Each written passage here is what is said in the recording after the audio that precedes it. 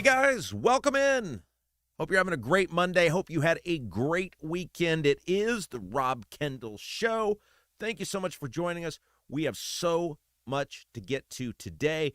Coming up here in just a little bit, a fascinating interview with Samantha Dwester. She is the attorney for Spencer Deery. Look, the votes have been counted, and the election has been certified in the Spencer Deery, Paula Copenhaver state Senate race. Of course, that was that race made national attention, got national news because Trump had targeted Spencer Deery over his redistricting vote.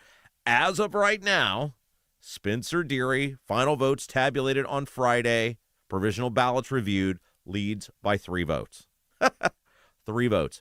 So what happens now? Well, that's why we're going to bring in Samantha Dwester, attorney for Spencer Deery. She's going to explain how the counting of these provisional ballots worked, how the counting of absentee ballots worked, the military ballots worked, and now we'll get into how the recount is going to work. What's the timeline on this? How do votes get put in or put out? What happens next? It's going to be Elections 101, super interesting interview, sort of thing you can't get anywhere else. That's coming up a little bit later on in the program today. And we're going to spend a lot of time today talking about what the Republican Party actually is. And I think that's a very worthwhile conversation given what is going to happen tomorrow, which is the re-election campaign of Thomas Massie. The election of Thomas Massie against a Trump-backed challenger is going to happen tomorrow. And what happens there, I think, is going to tell us a lot about what the Republican Party actually is. And so I want to spend some time today talking about Thomas Massie, about his reelection, about the challenger that Trump has put forward, about the campaign that Trump is running against Massie, about how Trump is now going after anyone who supports Massie, even some of his most loyal, passionate supporters. And it got me thinking, what is the Republican Party becoming?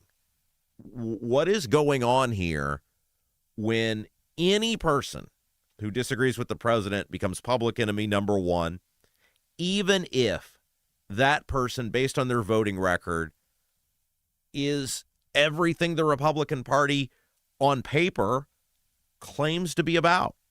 So we'll get into that. But first, I wanted to talk about, so CBS had a fascinating poll that came out over the weekend about how people were feeling about the economy.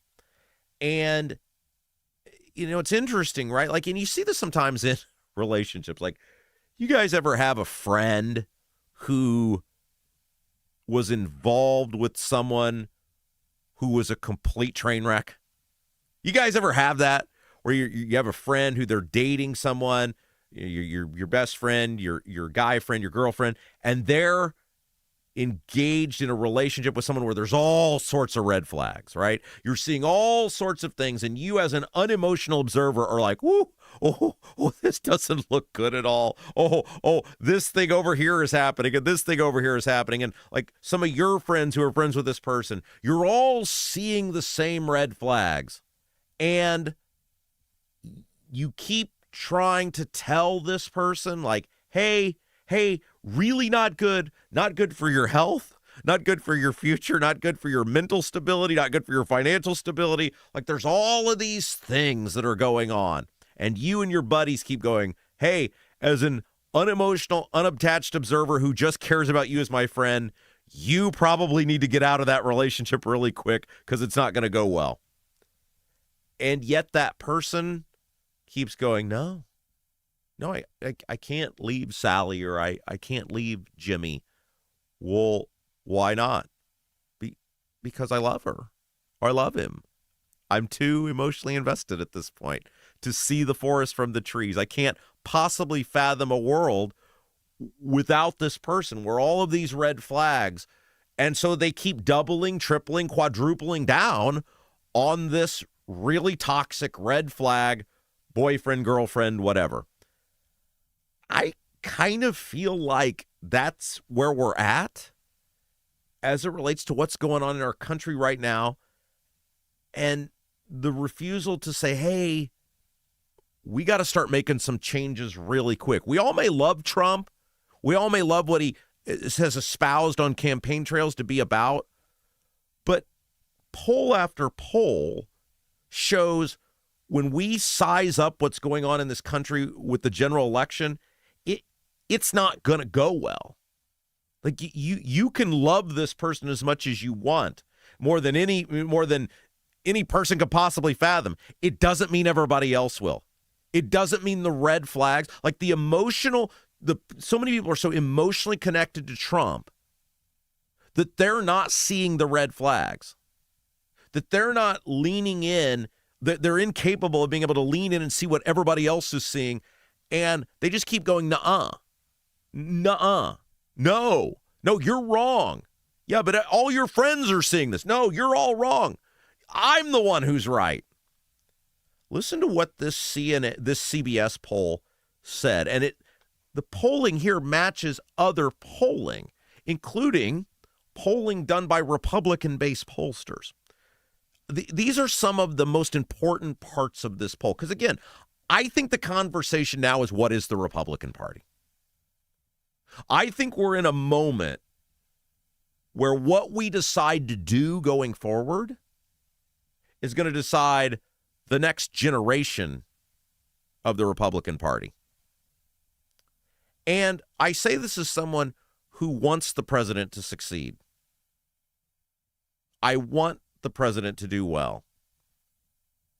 I want the president to be able to make our country a better place, put policies out that make our country a better place. But here's the reality on the ground right now. And again, the data in this CBS poll, it matches other polls. Like they're all in the same ballpark. 57% of respondents said they believe that Trump's policies are making them financially worse off.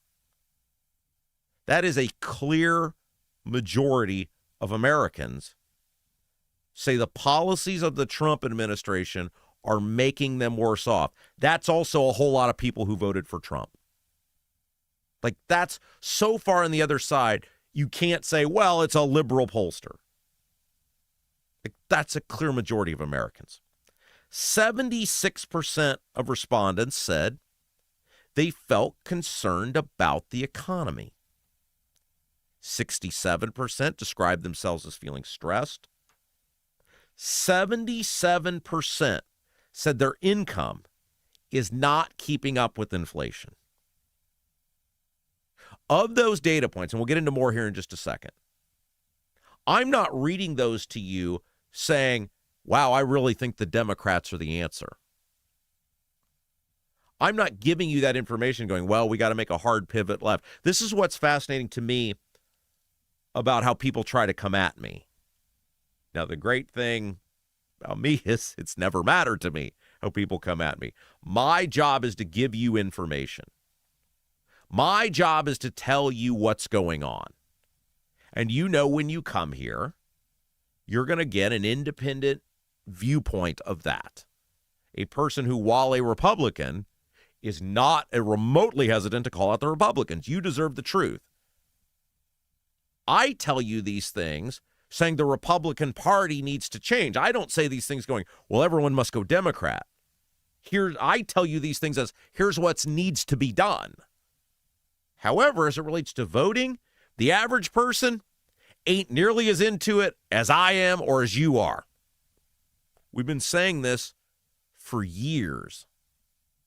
The average person is not nearly as into it as the people who consume podcasting, talk radio, the political orbit. The average and that's why we see continual swaying of control in our government. People don't think it through the way we do. They just go, okay, I tried this person. That didn't work. All right, I'll go back to these guys. Oh, okay, that didn't work. Well, we'll go back over here. The average person has no real core political belief system. They don't have a core ideology. The actual people with core ideologies on both sides of the aisle represent a very small group of the population. People don't get emotionally attached to politicians. The average person, the average voter, the average human being that's going to show up this fall. They simply make often a late-breaking choice going, I don't think the country's headed in the right direction. It's time to do something else. I don't feel like my life is better. It's time to make another choice. And when you have a president, when the issue is the economy that he campaigned and won on, and you got 57% of the people saying that his policies are making them financially worse off, once you break free of the Republican primary, there's no juice there. Trump is not going to be able to deliver in swing districts and House and Senate races because the average voter is not happy. Presidents can deliver. Presidents can close. Presidents can leverage when they are popular. Why did Democrats lose over and over and over and over again under Obama? Under Obama, the Democrats lost something like 1,000 seats between State House, State Senate, Governor's Office, and Congress and Senate seats. Like the 8 years Obama was president, it was a disaster for everyone not named Obama. And it would have been a disaster for Obama, I think, in his reelection if the Republicans had picked a better candidate, other than a very unlikable, totally out of touch, seen as totally aloof, Mitt Romney. Because Obama's policies were not helping people. He did not deliver on the things he promised. And so history tells us Trump is way more unpopular than he was in 2018. And what happened in 2018? There were some red states who had Senate elections in which the state completed its cycle of morphing into an all-red state. Indiana was one of them. In Indiana, Missouri, these states that had sort of been the last vestige of, hey, we're Republicans, but we also elect Democrats. Like that cycle completed. And the Senate held Republican. In fact, they added a couple of seats. But the House, a total bloodbath, a total disaster. And that's where we're likely headed this fall if things don't change. The House of Representatives, no matter what redistricting takes place, and we'll get into what happened in Virginia, which shame on the Democrats there. Those people are pathetic. And the fact that they're crying about brazenly breaking the law in a court saying you can't do that is ridiculous. 77% of people said their income is not keeping up with inflation. 59% described gas prices as a financial hardship. Look, that's going to be all on Trump if he doesn't get something figured out. Because, yes, gas was very high under Biden for a period of time, and people punished Biden for that in the 2022 midterms. Republicans took the House of Representatives. Then it returned to a more normal level. You know, that in the state of Indiana, you know, $2.93 range, right? Gas was $2.68 in February of this year, which had largely stayed under Trump. And now it's, I mean, if you take away the gas tax suspension here in Indiana, it's $2 a gallon more. The actual price of gas, all taxes being equal, is $2 higher. Even with the gas tax suspension, you still see gas somewhere between $3.90, $4 a gallon. 40 by a rate of 43 to 24, Americans say Iran has not been a strategically successful endeavor. So 43% say not successful, 24%. That's 20 points underwater. By a tally of 54 to 16%, people say it has not been economically successful. That's an over 38% in the negative. People saying Iran has not been economically successful, and the economy is everything right now. 65% say Trump's policies have made the economy worse in the short run compared to 13% who say better. 50% say Trump's economic policies have made things worse in the long run to 29% who've said better. That's an interesting statistic because some of the arguments with Trump has been, hey, a little short-term pain for some long-term gain. The outlook of Americans right now is not optimistic. It's not. That argument has not been sold to the American public. Hey, we got to do these tariffs. Hey, we got to do this Iran war. Hey, we got to do this big, beautiful bill that adds to the nation's debt, trillions of dollars. All of these things Trump has done, he has not been able to sell a rosy long-term outlook of the economy, and certainly not a short-term. President Trump's handling of inflation receives just 27% approval. And here's what's very interesting about this. Survey to survey. Same survey, March of 2025, he had a 45% approval rating in the March of 25 approval in the survey. That's down 18 points over, what, a year and 2 months? Guys, Trump has such a loyal following amongst the hardcore Republican voter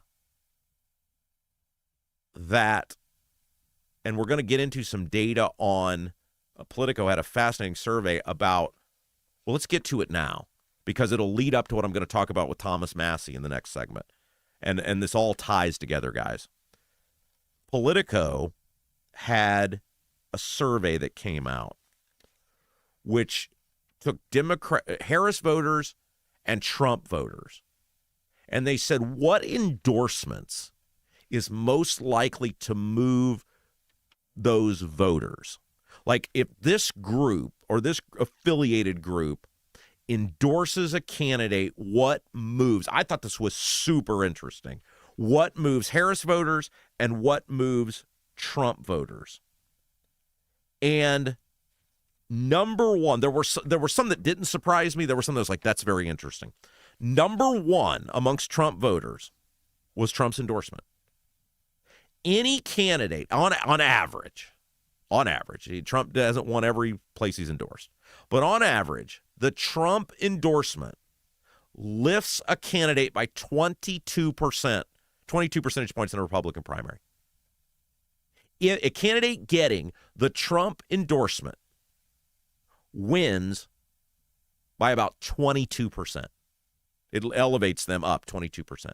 We saw this in Louisiana over the weekend. Bill Cassidy, longtime senator who had voted to impeach Trump. And look, this guy should have been. Any senator who voted to impeach Trump over January 6th deserves defeat.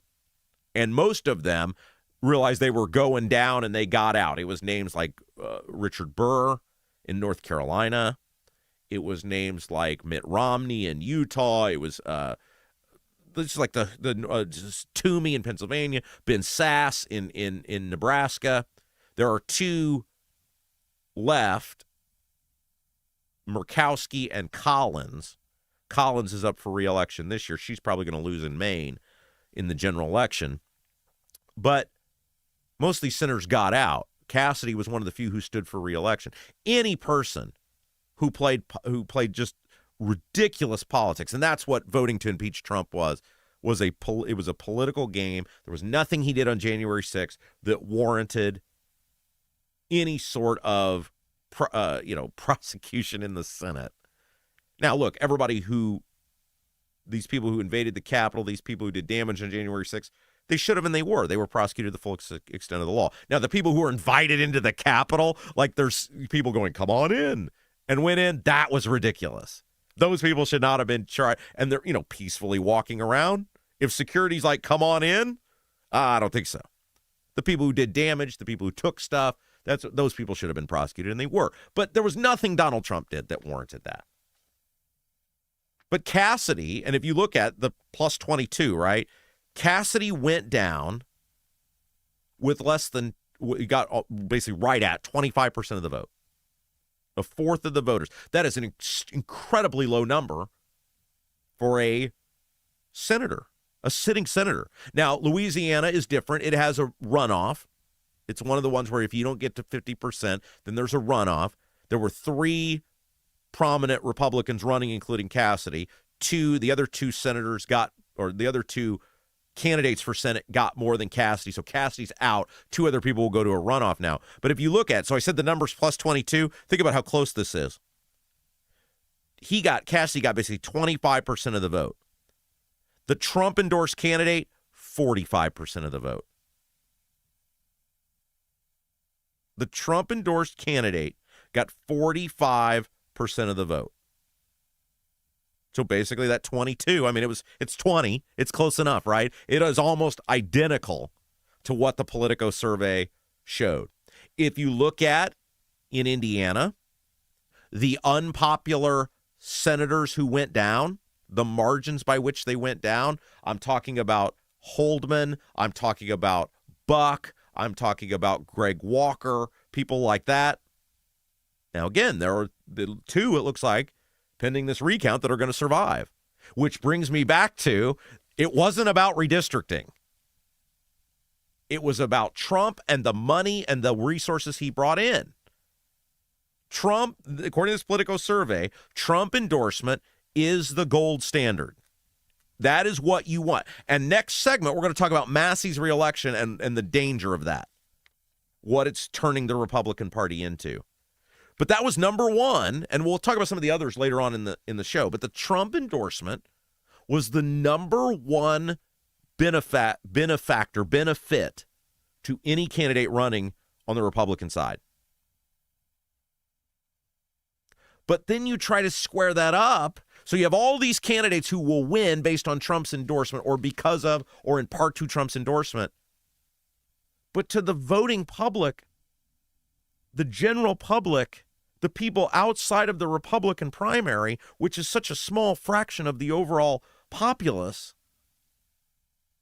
Trump is not doing well. Trump's policies are not popular.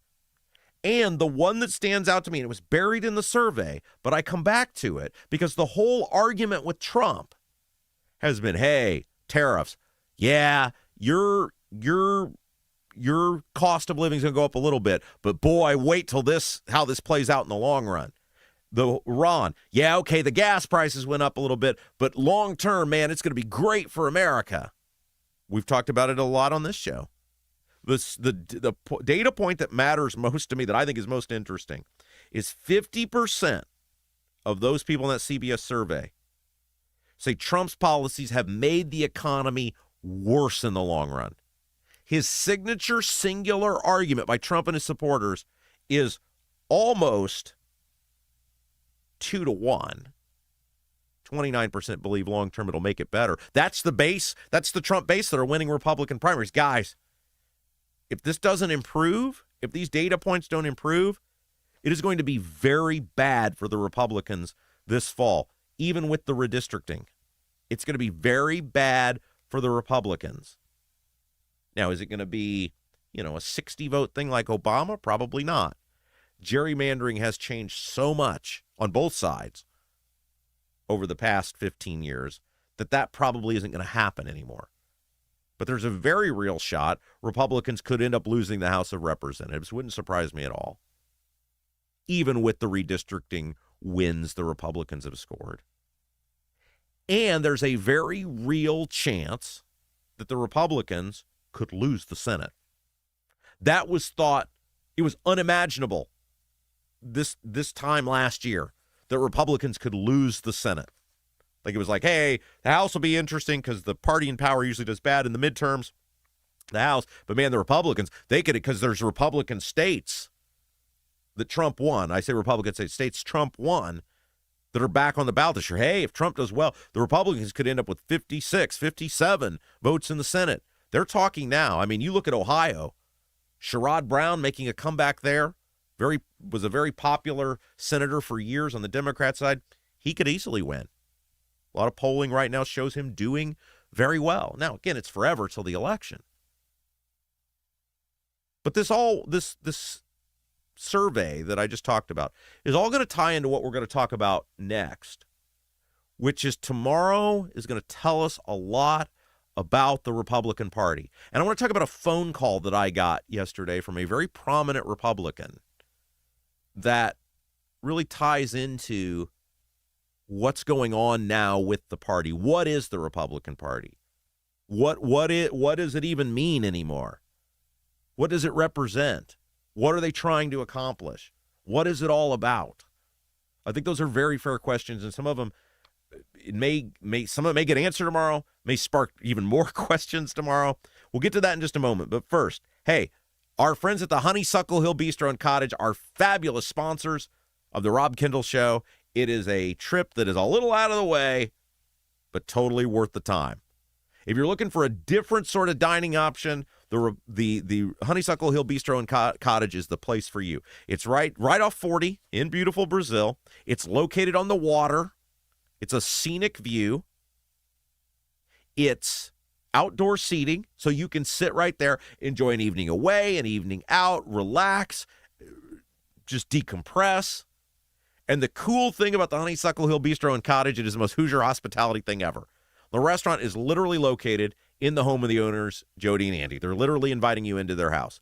It's down home, Hoosier food, Hoosier comfort food made with love. They call it Hoosier Grub. The hand-breaded tenderloin, they believe, is one of the best in the state. Now, the menu's awesome. You Google it, Honeysuckle Hill Bistro. You can see all the options there for yourself. But if I might make a recommendation, the hand-breaded Hoosier tenderloin, one of the best in the state. Give it a try. Down-home food made with love, open Friday and Saturday. So plan your weekend. Say, hey, we're going to do something different. Let's get out. Let's get out of town for an evening. Open Friday and Saturday for dinner. Sunday for the brunch buffet. Reserve your spot today and try something different. The Honeysuckle Hill Bistro, 812-443-3003. Located on the water in beautiful Brazil, 812-443-3003. All right, we'll take a break. When we come back, we're going to talk about what's going on in Kentucky tomorrow, because I don't want to be over the top about this, but I really do think the Republican Party right now is at a crossroads. What happens tomorrow is going to tell us a lot about the future and where we're going to go, and we'll dive into it. Important conversation coming up next. You're watching Rob Kendall Show.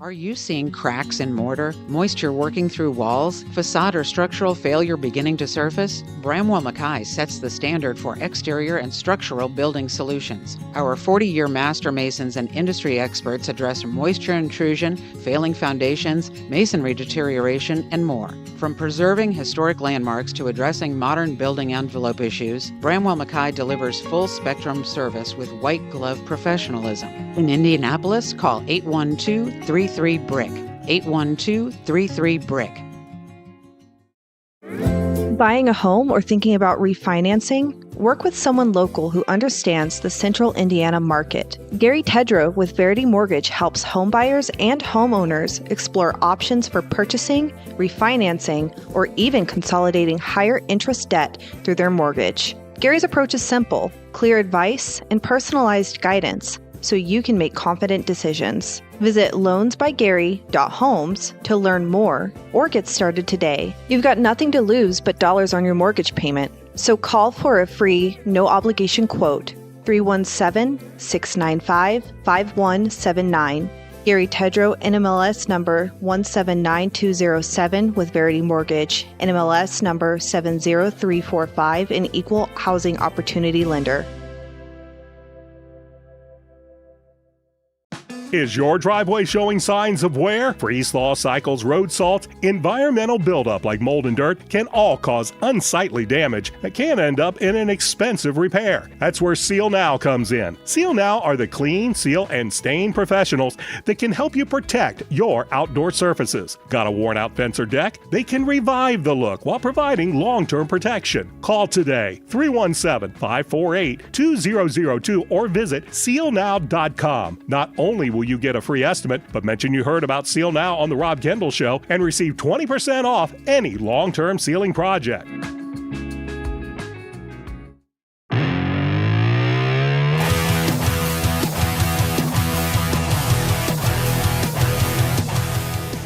guys, welcome back. Rob Kendall Show. Thanks so much for joining us. We're about to have I think it's going to be a really interesting conversation. There's sometimes, like, when I do segments, I think, okay, I know exactly where this is going to go. I know exactly what I'm going to say. I know exactly what I'm going to talk about. The Massie one, I don't know. I don't know where this is going to go. Just be like a stream of consciousness, right? But before we do that, couple of things. If you haven't done so yet, hit the thumbs up button. Help us grow this program. Your little part in all of it. Hit the thumbs up button, like our show. Share it out. Put it out on Facebook, on Twitter, whatever you got. Whether you're watching us live, you're watching us on demand, you're listening live on Apple or Spotify, welcome to all of you people. Thank you. This show has grown leaps and bounds, not just on YouTube, but also on Apple and Spotify. And you guys pushing this thing out. That is how this program continues to grow, continues to go. So that's the like, that's the share, and the last part of it. We are closing in on 3,000. My goal was to get to 3,000 by the end of day Sunday. We came up just a little short. Still a lot of growth over the weekend. Help us out. Hit that subscribe button. Let's try to see how fast we can get to that target of 3,000 subscribers. You guys have been awesome helping us grow. We call it like, we call it share, we call it subscribe. Those are the ways you can help this program grow. A couple of other announcements. One, want to thank everybody who has continued to support our show over at robkendallshow.com. robkendallshow.com. We've got a support button up there. If you like what we do, hit that little tab no matter what. It's $10, $5, $20, whatever it is. We so appreciate everybody. Steve over the weekend, super generous support from Steve at robkendallshow.com. Thank you, Steve. Speaking of robkendallshow.com, great start to our live show, which is coming up June the 27th, Mad Hatter Comedy Club in Greenwood. Got the ticket count from John over the weekend. Awesome start. Really jazzed up about that. And, man, if you guys haven't done so yet, and you're like, man, I want to do something great for the show. I want to be a part of the show. I want to help out. Get your ticket. Just head over to robkendallshow.com right now. robkendallshow.com right now. We got the live link up there. Bam, get your ticket. Come hang out with us. We're going to do a lot of what we do here on steroids. We're going to say some things we can't say on the show about some people that we can't, well, we choose not to talk about here on the show. It's going to be a fun evening out. The last live show we did was so well attended. People had so much fun. Join us. It's going to be the Rob Kendall one-man live show.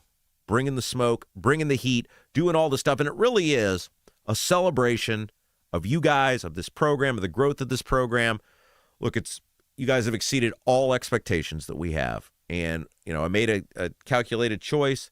I said, I think the people, the public, will be a part of, will rally behind an independent podcast, an independent program that is separate from all the big guys and is able to look at every issue on its own merits. And sometimes it'll be, hey, the Republicans are doing a great job. And sometimes it'll be, hey, the Republicans are doing an awful job. And I think you guys know every single day that's what you get.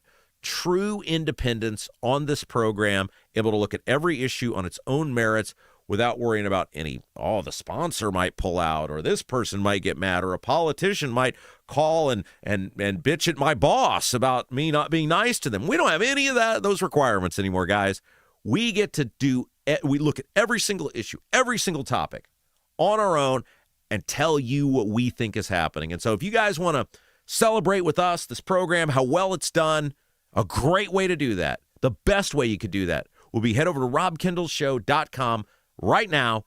Get your tickets, plural. Bring your family, bring your friends, and celebrate with us this awesome family, this awesome podcast that we have right here. Okay, before we get to Massie, hey, is your driveway showing signs of wear? Things like freeze-thaw cycles, environmental buildup like mold and dirt, it can all cause just really nasty damage that is you're going to look at your driveway, you're going to look at your sidewalks, you're going to look at your patio out back, you're going to be like, man, this house, it needs an upgrade, it needs an uplift. That's where Seal Now comes in. Seal Now are the clean, seal, and stain professionals. They can bring that concrete back to life, and they do more than just concrete. They do wood, they do decks, they do pergolas, they do fences. Pretty much any outdoor wood or concrete structure, Seal Now, they're the guys to bring it back to life. Locally owned, great group of people. And here's what you do. You go to sealnow.com. SEALNOW.com. And you can check out some of the work they've done on other people's homes, other people's patios, sidewalks, etc. And then you give them a call. You can call them, or you can schedule it online as well. 317-548-2002. 317-548-2002. They'll give you a free estimate on your project, so you'll know what it's going to cost. And then on top of that, if you say, hey, I heard about you guys from that Rob Kendall Show, Seal Now, going to take an incredible 20% off any long-term ceiling project. 20% off any long-term ceiling project. Seal Now, SEALNOW.com. All right, so we got into this a little bit last week, but I got a phone call yesterday, and it is like my phone Rolodex is fascinating. I get calls from people all the time that don't even really like me. Like, other people call and they'll want to talk about stuff. And look, some people call because they want to push an agenda, right? I know there's a lot of people who call like, hey, have you heard about? And they're not telling me that because they're like into good government. They're telling me that because they want whatever campaign or policy or politician they're for to benefit from it. I get it, right? But if it's things that are worth talking about, we explore it, we look into it. And so I have conversations all day with people from just across the political spectrum, Democrats, Republicans, whatever. And I got a phone call yesterday from someone who is very, very entrenched in the Republican Party. They're a very respected Republican. They're conservative. They've spent a life working for, what I think are conservative causes and candidates. They're a very influential person in the Republican Party. And they called and they said, man, what is going on with the Republican Party? And I said, well, what do you mean? And, we were talking about a variety of things. And they said, well, I think Thomas Massie could lose on Tuesday. And I said, yeah, you're right. There's a good chance Thomas Massie could lose on Tuesday. And they said, well, but why? What is happening with people that they're just not even looking at what's happening anymore, not looking at voting records anymore? It's just, hey, if Trump hates them, they're out. And I said, that's an interesting question. And the more I thought about it, and then we talked through, some things, and I said, the more I thought about it, I said, this would be a really good conversation for our show. Because I think what happens with Thomas Massie is going to tell us a lot about the Republican Party. It's going to tell us a lot about what the party is, what it represents, and where it's going. Because I honestly, guys, I don't have any idea anymore. John Mellencamp, very early on in his career, put out an album, and it was called Nothing Matters and What If It Did? And Ain't Even Done With the Night was the big song on that album. And I was thinking about it last night, like, maybe that's where we're at now with the Republican Party, where nothing matters and what if it did? Because Thomas Massie votes, governs, attempts to govern, often in a minority, but attempts to govern on everything the Republican Party claims to be about. He's pro-tax cut. He's pro-spending reform. He's pro-limited government. He's anti-war.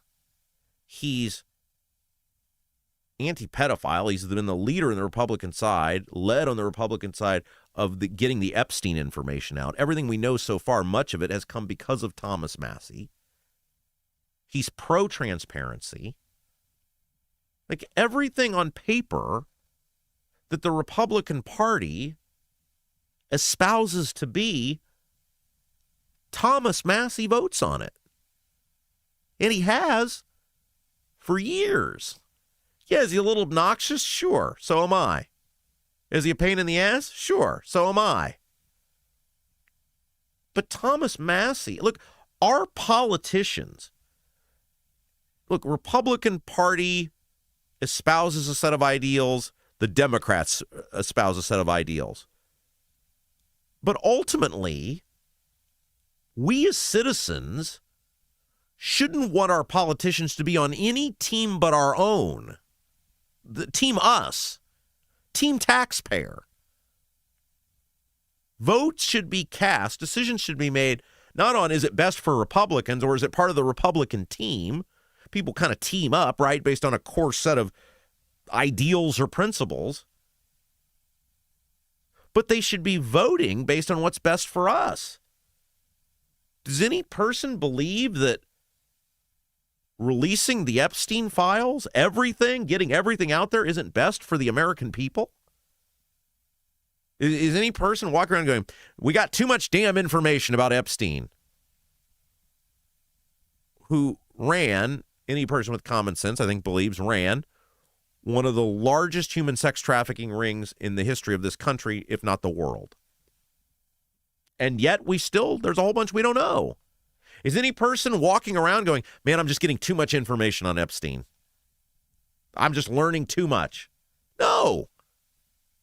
A lot of people voted for Trump because he promised to give all the information on Epstein. And yet the Republicans, at the direction of Trump, almost universally lined up against disseminating information on Jeffrey Epstein. And the only reason it got out was Thomas Massie teamed up with Ro Khanna, a Democrat in the House, and forced that information out. That isn't a Republican or Democrat thing. That's an American thing. That's a human decency thing. Justice for victims of human sex trafficking. We as a society should believe in the idea that our money matters.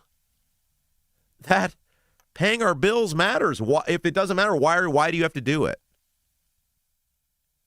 If paying your bills didn't matter, then why do you get evicted from your home if you don't pay your mortgage? If paying your bills didn't matter, why do you get penalties, interest, but not paying your credit card off? If paying your bills didn't matter, why does the government bring the hammer down on you if you don't pay your taxes? Everywhere but the government, we say paying our bills matters. And Thomas Massie says, no, it matters here too. Like all of the things that the Republicans are supposed to be about, Thomas Massie actually does. And yet, he is in serious danger of losing his reelection tomorrow against a Trump-backed challenger because Trump's mad at Massie. Look, Trump was mad at Greg Walker and Jim Buck and Travis Holdman. And even the guys like Greg Good, who I was like, well, Good actually seems like a kind of a decent guy. I don't agree with his voting record. I don't have any problem if any of these guys went down because I don't think they voted the right way. Like, I think you look at Walker and Buck and Holdman, especially those guys. I mean, some of the other ones that went down. And you'd say, yeah, their voting record, they deserve to go. Now, my frustration is I don't think these candidates that ran against them stood for anything. When the one guy, the guy who beat Holdman, was like, yeah, this campaigning's too hard, I quit. What? The guy said campaigning was too hard. And we're led to believe that that guy's going to be a fighter in the Senate. Campaigning was too hard. Campaigning's the easiest thing in the world. Hey, vote for me. Here's what I believe in. Thank you. Have a nice day. Michelle Davis is a sitting state rep who beat Greg Walker. Her voting record in many cases mirrored Walker's. Why would I think it's going to be different? That was my frustration with the candidates, was most of them, I don't think are going to do anything different. I don't think they even know what they're running on other than, hey, I get to be a senator now. Woohoo! But in the case of Thomas Massie, this guy has done everything we should want in a representative. We should want representatives to say, hey, if you're going to send our military men and women over to potentially fight and die in a foreign land, yeah, there's rules and regulations. We should want to have the highest level of scrutiny on that. And two, if you're going to be there for 90 days, you got to declare war, which means you got to go through the Congress. Oh, and hey, you kind of got to make the case to us that it's more than just all Israel all the time. Those were Massie's arguments, saying the president needs to declare war in Iran. If we're going to put our men and women at risk for a prolonged period past 60 days, if we're going to spend billions of dollars, if we're going to totally upset the American economy, the economy of the world, really, over your decisions, you got to get our permission to do that. That's some egregious act? That's some unforgivable sin? No, that sounds like a really pro-taxpayer position. Hey, if Trump's got this great reason that we need to be doing this in Iran, great, let's hear it. And I said the same thing about Obama and his military engagements, and I said the same thing about Bush and his military engagements. It's not a Republican or Democrat thing. It's not a pro or anti-Trump thing. It's pro, you should make the case if you're going to do all of these things. And the Congress, who we elect to be a check and balance on the president, after a certain period of time, should have oversight on that and a say in that. And yet we've reached a point now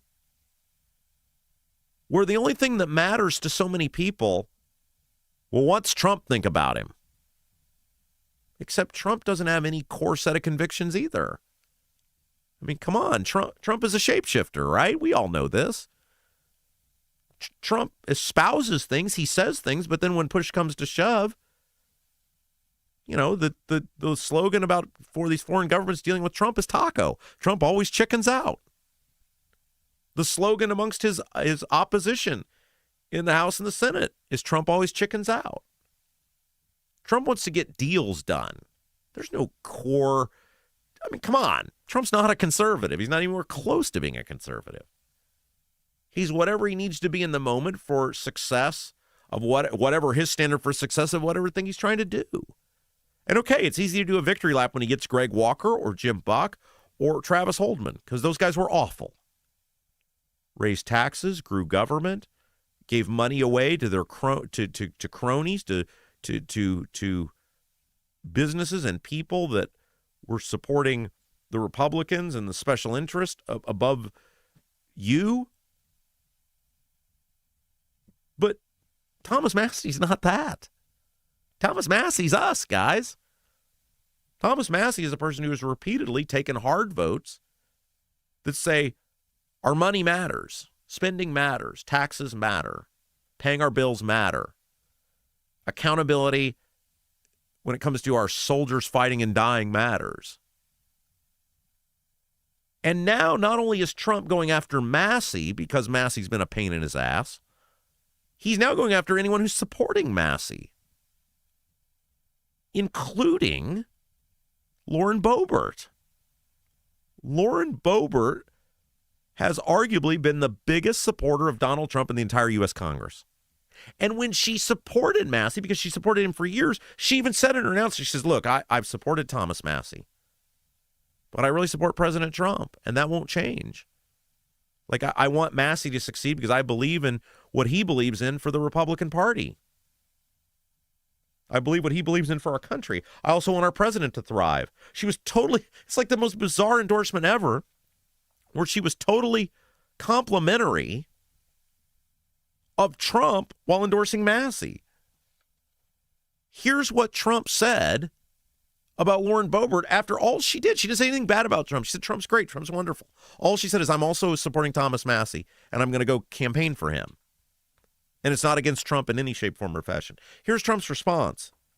Quote, Boebert is campaigning for the worst Republican congressman in the history of our country, Thomas Massie. Stop. The worst Republican congressman in the history of our country. There have been corrupt, unethical, criminal people who have gone to prison who have served in the U.S. Congress.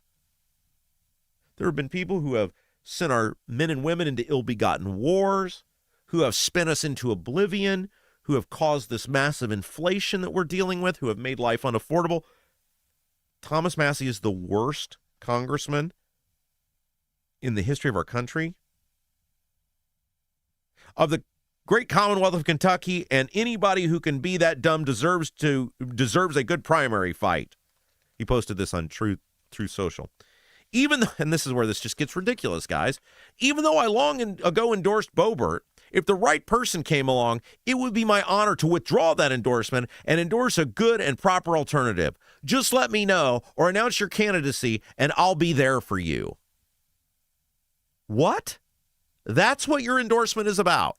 You're that petty You're that spiteful. You're that mean-spirited. People can't disagree with you on anything. They can't disagree with you on anything. Or you'll rescind your endorsement and encourage somebody, anybody. You don't even know who. You don't even care.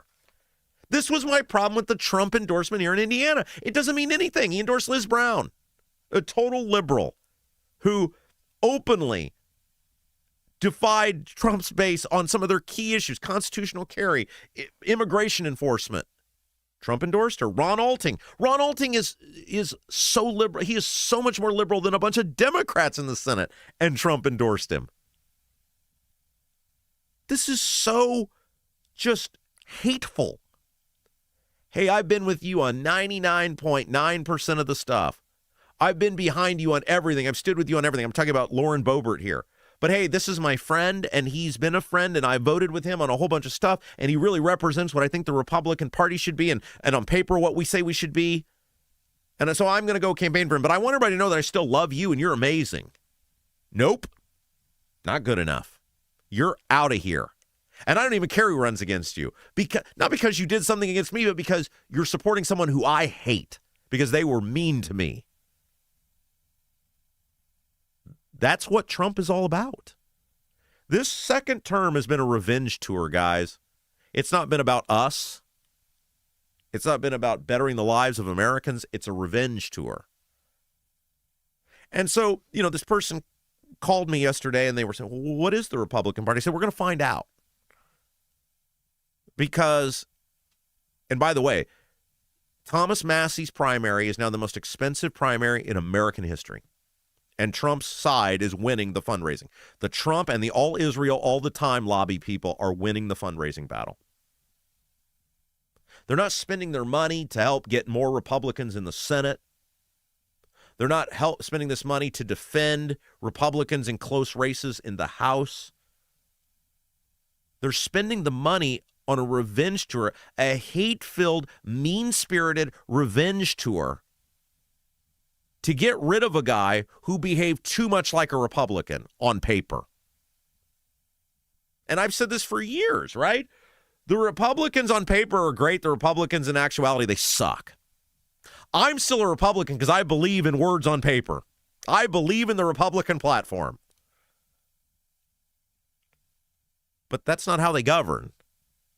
And this person was talking to me and they said, not only are they going to get good guys like Massie, Trump has scared good people into complete and utter obedience.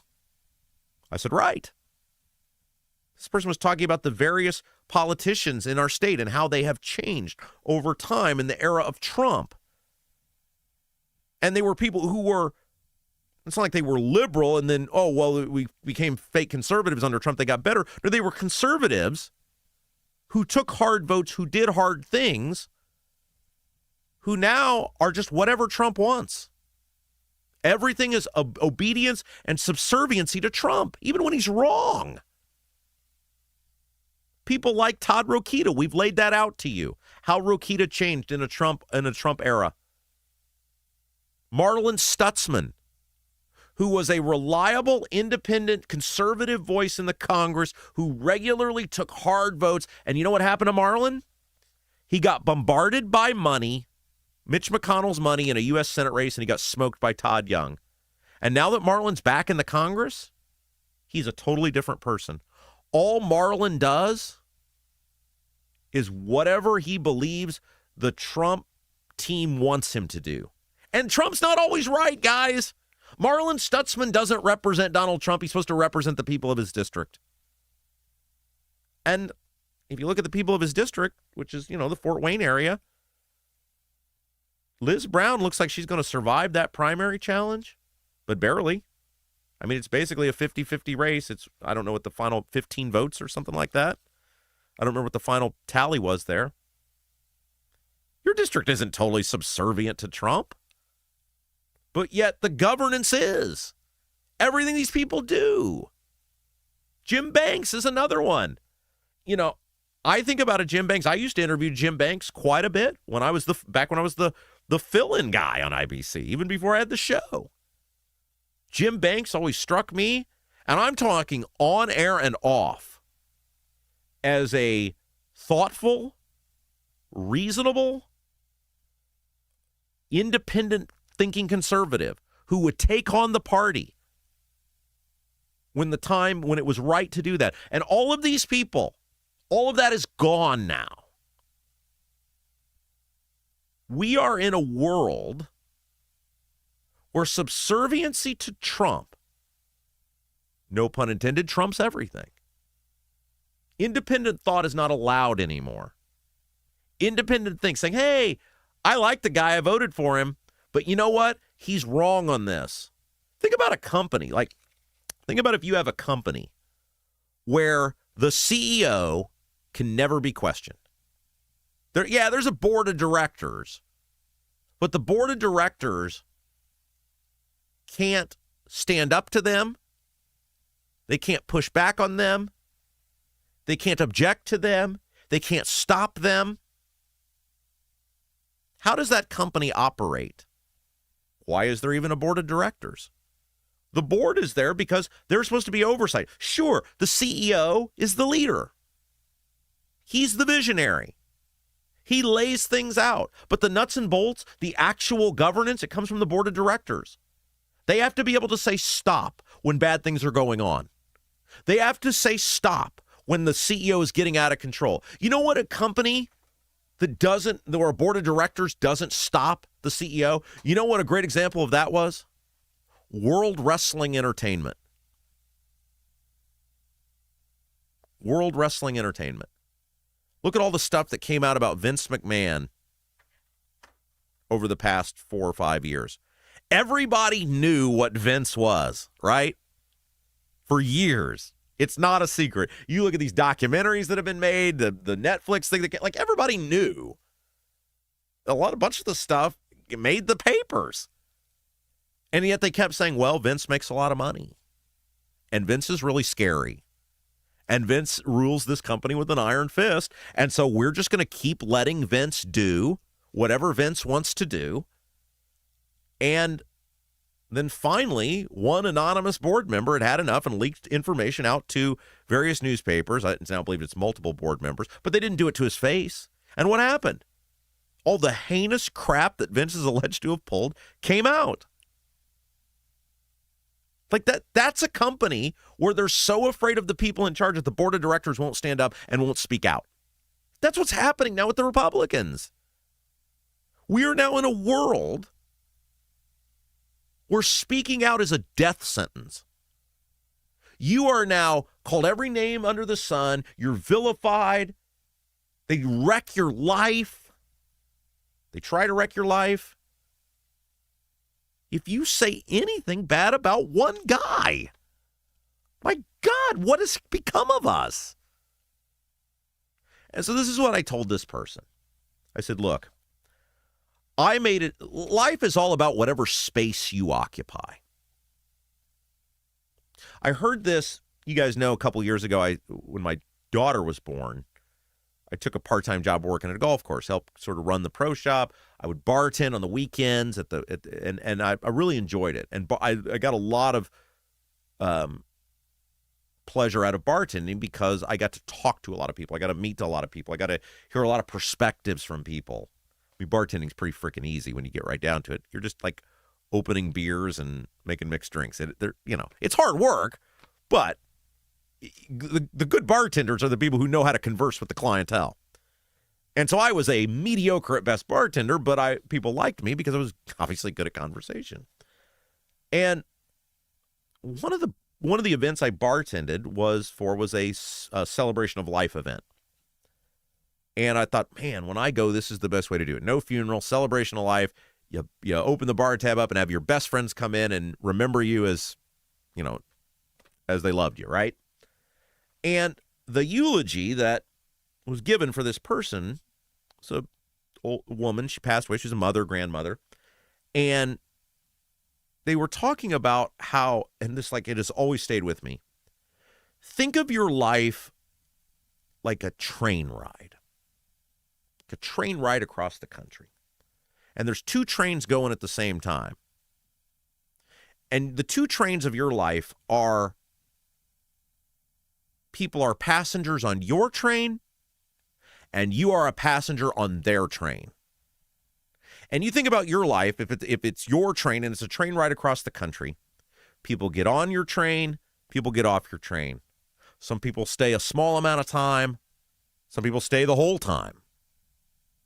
Some people are there your whole life, right? How do you want those people to remember the ride on your train? How do you want people to remember being a guest in your life? And then you are a guest on other people's trains. Sometimes you have a short interaction with people. Sometimes you have an interaction that lasts decades. Sometimes you have an interaction that lasts your whole life. How do you want people to remember you as a guest on their train? And that really, really hit home with me. And you know, all this stuff sort of obviously coincided with my daughter being born. And look, my life changed immensely when Olivia was born. Because that life becomes your top priority. Everything else is put into perspective after that. And when all of these things were happening, I realized, like, my job, whether it was at the radio station or here, my job, my thing that I do, my life is different because so many people get to hop on my train that I don't know very well. Some of you guys I will never meet. But yet, you're a part of my train ride and I'm a part of yours. Some of you every single day. And it's a real blessing to be able to do that. And so what I realized is, wherever I'm at, I occupy a space. It could be this that we're doing now. It could be the #1 rated radio show that we had for years. Wherever I'm at, I occupy a space. And what I do with that space is very important because I have so many riders on my train. And I have a different life in the sense of I have the riders on my train or people that I'm a rider on that are my family like everybody else. But I also have this really broad swath of people that are let into my life every single day. And so the last several years, I've really thought about, what do I do in my space? What do I do with the gift that I've been given? And I decided, and I subconsciously decided this long ago, but I've really made a conscientious effort on this. And this is what I told this person yesterday. I said, you just have to realize certain things are beyond your control. You have to be the best you that you can be every single day. You have to speak what you know to be true every single day. And sometimes that is going to culminate in, of this earthly world, what we'll call victories. And a lot of times it's going to culminate in a defeat, especially in the political realm. But your job is to be the best you that you can be every single day. And then realize that you're influencing people that you'll never know about. It may not always reveal itself as some sort of clear victory in the moment. Sometimes they will be defeats. But eventually, if you keep doing the thing, people are going to gravitate to that. And so whatever happens with Thomas Massie, it's going to be a direction where the Republican Party's at in the moment. If Massie wins, which he's won numerous times with tough challengers, then it'll show that independent thought still matters. That being for the people, taking our position still matters. If he loses, it's a definitive, we've entered a world where subserviency to one guy is what's driving the party. And that will have a shelf life. That shelf life, because these politicians are all about them and all about their own advancement and all about what is best for their power, will ride that Trump train until it stops. And it may stop this fall. If the Republicans do bad in the midterms and Trump's a lame duck, that train will come to an end. And maybe we will see a resurgence, a rebirth, something new, something different, where Republicans actually get back to the party platform and being about the people. We'll see what happens. I hope Thomas Massie's victorious. I'm not optimistic. All right, we'll take a break. When we come back, Samantha Dwester will be with us. She is the attorney for Spencer Deery, and we're going to talk about this wild Senate race in which 3 votes decides the whole thing. How does a recount work in the state of Indiana? And oh yeah, by the way, at the center of all this is going to be Diego Morales. No way any shenanigans could take place there. You're watching Rob Kendall Show.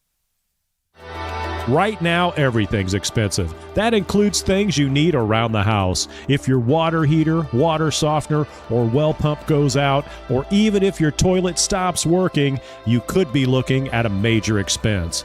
Don't let your next call to a plumber break the bank. Call John at Black Sheep Plumbing. John is a Hoosier lifer who takes pride in and stands behind his work. That's why all basic services and repairs with Black Sheep Plumbing come with a 2-year parts and labor guarantee, with water heaters having a 6-year parts and tank guarantee. Call or text Black Sheep Plumbing for all your needs today and speak directly with John, the owner. 765-315-7558. That's Black Sheep Plumbing at 765-315-7558. Hi, I'm Lauren Wilson, Realtor with App Properties. I would love to get to know you. I know that buying and selling a home is a really big deal. You need a plan in place so you can succeed. And that's where I come in. If you are buying, let me help you find that perfect home. And if you are selling, let me help you find that perfect buyer. Look, we're all Rob Kendall Show fans here. That's why I'd love to get to know you. I'm Lauren Wilson, Realtor with App Properties, an Army veteran and a Hoosier through and through. Call me at 317-590-2290, 317-590-2290. Is your driveway showing signs of wear? Freeze-thaw cycles, road salt, environmental buildup like mold and dirt can all cause unsightly damage that can end up in an expensive repair. That's where Seal Now comes in. Seal Now are the clean, seal, and stain professionals that can help you protect your outdoor surfaces. Got a worn-out fence or deck? They can revive the look while providing long-term protection. Call today, 317-548-2002, or visit sealnow.com. Not only will you get a free estimate, but mention you heard about Seal Now on the Rob Kendall Show and receive 20% off any long-term sealing project.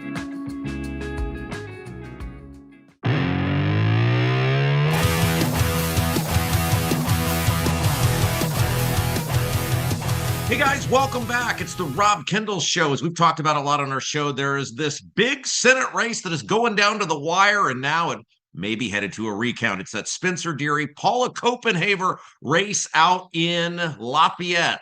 And joining us now to try to make some sense of all of it is one of the attorneys for Spencer Deery, who is still leading in the race, by the way, Samantha Dwester. Samantha, hello. Good morning. Hello. Or good afternoon. And we saw your name a whole bunch in the Alexandra Wilson race. You were the attorney for her. You defeated Jim Bopp in a court of law. You're becoming sort of the go-to woman for all things legal maneuvering when it comes to elections. Well, thank you. I appreciate that. And actually, I've done it for quite some time, but I typically stay behind the scenes because it's not about me. It's about the candidates in the process. So I've done recounts and election stuff for 15 years at least. But now there's only a couple of us that do it, and my former sidekick David Brooks no longer does it, so now it's me doing it. So you've got a monopoly on everyone. It's very, very busy at times. Okay, so walk us through. Spencer Deery is the leader on election night, and I can't remember if the number was 4 or 3. It's changed several times, but take us through what's been going on over the last week and a half as there have been these provisional ballots that have been counted. What's been taking place? Sure. So in Senate District 23, there are 6 counties. Each county, obviously, election board under the clerk controls and decides the process, the voting systems, things in each county. So each county is responsible for counting any provisional ballots, receiving and counting any absentee ballots, military ballots, all of which were due, well, military overseas were due Friday the 15th at noon. Absentees have to be in at noon on election day. So provisionals are when someone tries to vote, and someone say they don't have their ID or they're not in the voter poll book for whatever reason. Everyone still can vote. So you mentioned the military ballots, the others that come in, the people who have issues. So do each of these counties review those by a different standard, or how have the past week of these 6 counties been working through these outstanding ballots? They have to obviously follow the law, and there's a lot of different things they have to follow, obviously being received on time. And keep in mind, if there's any dispute, they aren't open until the election board sets a meeting. So if there is a provisional, the reason on the envelope is checked because they weren't in the database, whatever. And then like the clerk's office will open some provisionals or look at provisionals to see what the issue is, look in the voter database to see nothing is counted until the election board votes to count it or not count it. So any absentee ballots that are received late are not open. They're still sealed right now. So if they're received late, they just aren't counted. But provisionals, given the reason, who the person is, they'll look and see like, oh, this person is registered in Johnson, and it's incorrect, and that's been the issue. Or they never came in and showed proof of who they are. So they vote then. The election board consists of the clerk or his or her designee, and then a Republican and a Democrat. So there's 3-member boards. Samantha Dwester is our guest. She's one of the attorneys for Spencer Deery. We're talking through how this recount, getting through all these ballots, is working in this race out in Lafayette. So do you guys get to be at these hearings? Like, does Spencer have a representative there? Does Paul Copenhaver, his opponent, have a representative there? How do you guys work through that? Sure, they're open to the public. And under the law that was passed, they're required to be live streamed. But there are certain boards and commissions that if they don't meet, like an election board, if they meet in the clerk's office and there's no live streaming, they don't have to live stream it. But a lot of the counties in this district live streamed it, so we're able to watch. It's watching only. It's not for your public interaction. I can't say, hey, I'm here and I challenge you on that. It's just watching the process, documenting what was counted. They have to go run them through the machines. So it changes the numbers. Obviously, they have to explain why or why not they're counting them, why they didn't meet the statutory requirements, things like that. Okay, so now we head to the potential recount. And obviously, you guys aren't going to ask for a recount, I would assume, since you're winning. People assume Paula Copenhaver will. She has a couple days left to do that. Is that correct? This is airing on a Monday. Yes. So the candidate, under the law, the candidate has 14 days after Election Day, which is Tuesday, the 19th at noon, to file a statewide challenge. It's filed with the Secretary of State's office, the election division, or a county party within the district can file a recount. It's common on especially the local levels where a county, chair will file instead of the candidate. They have until 17 days after the election in order to file. So it's got to be filed this week. Who pays for that? Do we pay for that as taxpayers, or do whoever wants the challenge, do they pay for it? There is a bonding requirement under the code, and for statewide offices, it starts out at like $100 for the first 10 precincts. And because this is so close, it would be like, I think it's $10 for every 10 precincts thereafter in the entire, whatever they want to recount. And a bond has to be supplied. So, if anybody does a recount, they'll have to give at least a minimum $100 bond and then however many precincts to count. But the attorneys, everything, that's all on the person themselves. But yeah, State Board of Accounts is involved. Obviously, every single county election clerk, all those folks are involved. Arguably, they're taxpayer funded. So there's a lot of times I've done recounts that have had a very wide margin, and it is upsetting because all of these people that are being paid for, we're paying, we being taxpayers are paying for them to do a recount that is a 30-point difference or 20-point difference or whatever it may be. But I mean, there's nothing in statute that says people can't ask for a recount. It is what it is. Okay, so what is a recount? Like most people picture Florida 2000, the hanging chads, people looking under microscopes. It's all digital now, right? So like what happens? So each county, there is no statewide voter system. Each county elected clerk, elected officials can contract with whomever they like. So it's county by county, and the election boards determine the process. So the biggest, ES&S and Microvote are the two biggest electronic voting companies that are used in Indiana.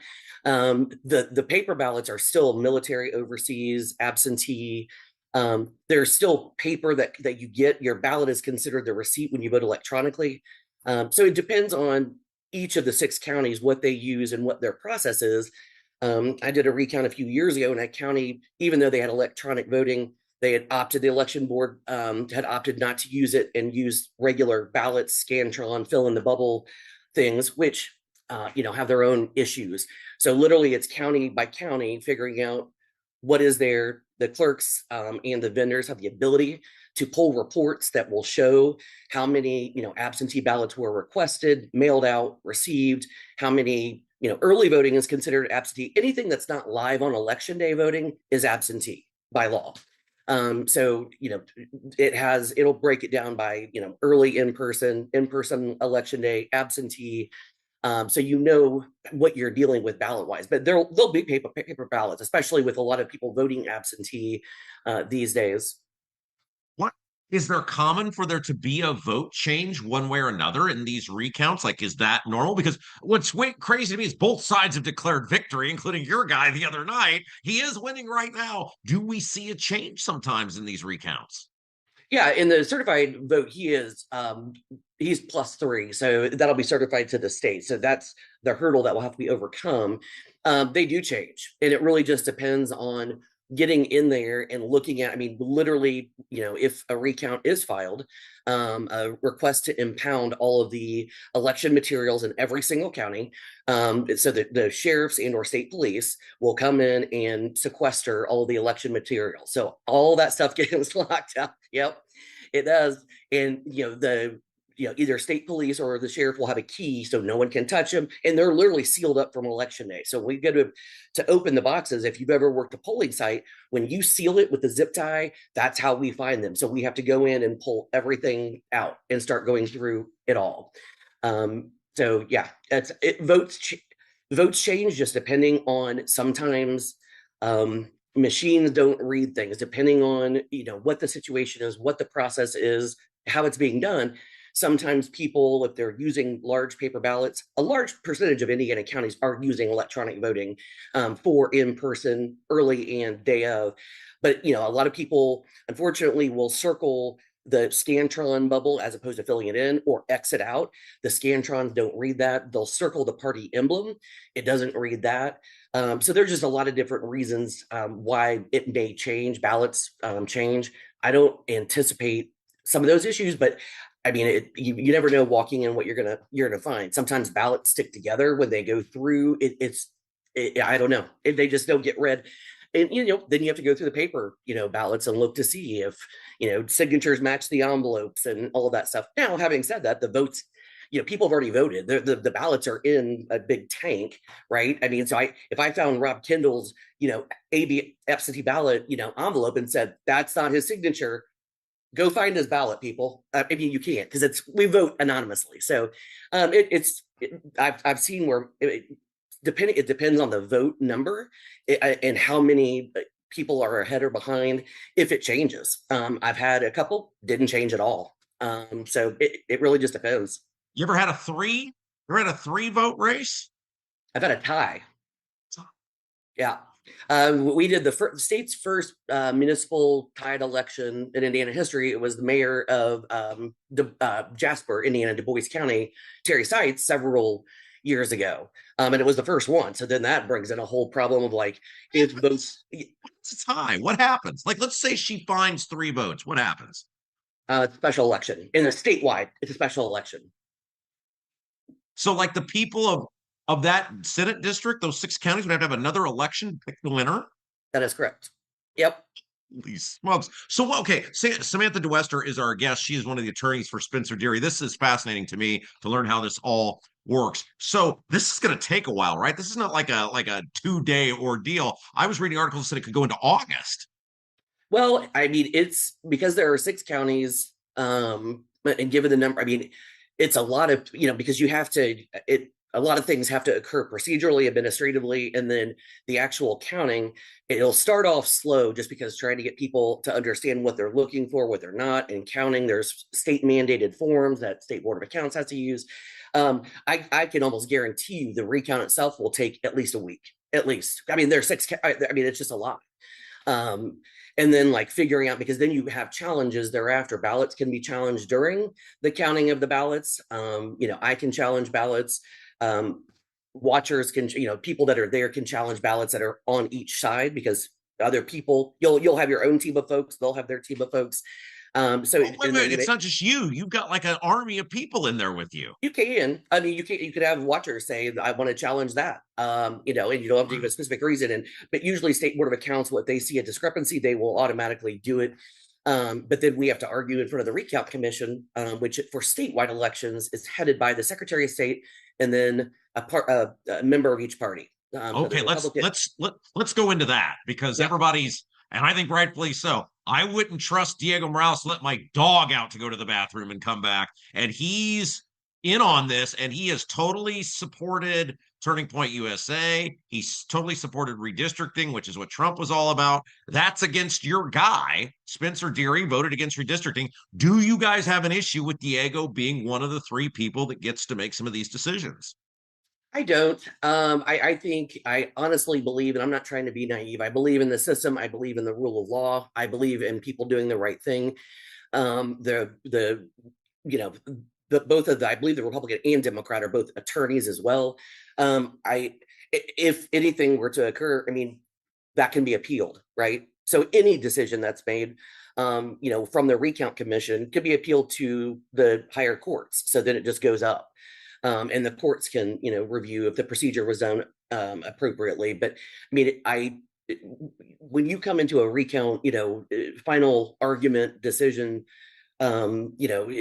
hearing, it's going to be, I mean, we'll have all the evidence, the information. I mean, you can't just outright reject it after all of this counting has been done, all this documentation has been done, all the eyes have been on this. I mean, you can't, at some point, you gotta trust the process and believe what's going on. So I don't have an issue. I think it'll be just fine.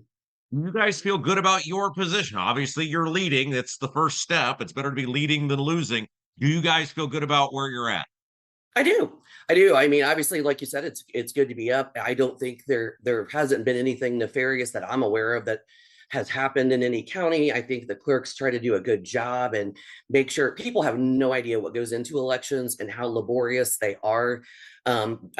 I think people just think that like you go in and do one thing. There's a lot that goes into elections, which is why they are very expensive. So I think that we're going to be good.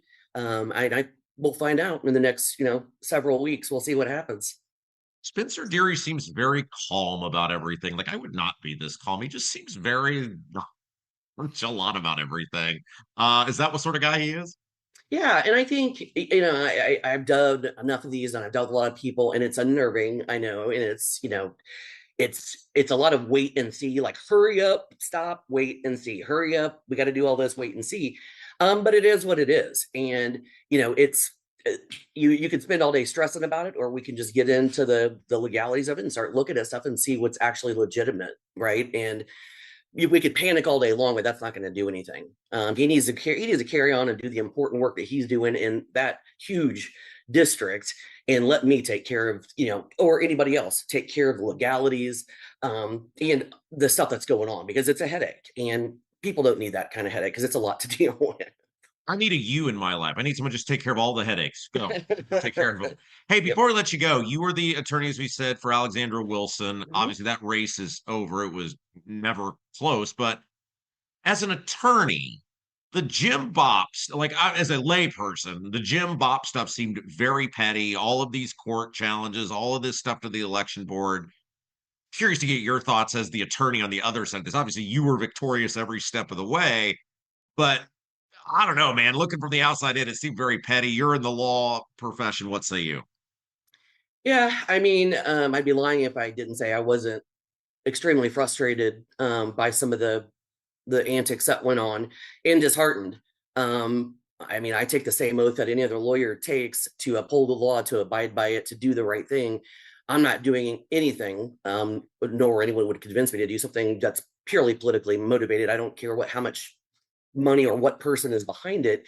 Ballot access is one part of Title III. This is Title III. Ballot access is just one part of There's a book. Election. Yeah. There's a literal book. There's the title. This is the code.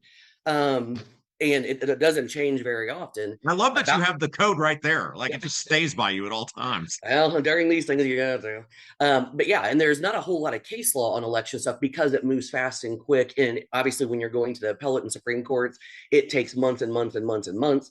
But there is some case law out there. But I felt very bad for Alexandra going through what she did. She's a good kid, and she did not deserve any of that nonsense. And there was no way that I was ever going to let her go, deal with that stuff alone. It was disheartening. And as a lawyer, especially to see, it shouldn't be as difficult as it was, to just do the right thing. And I'm glad that it's over. But I don't think that will be the last time we see things like that happen again, unfortunately.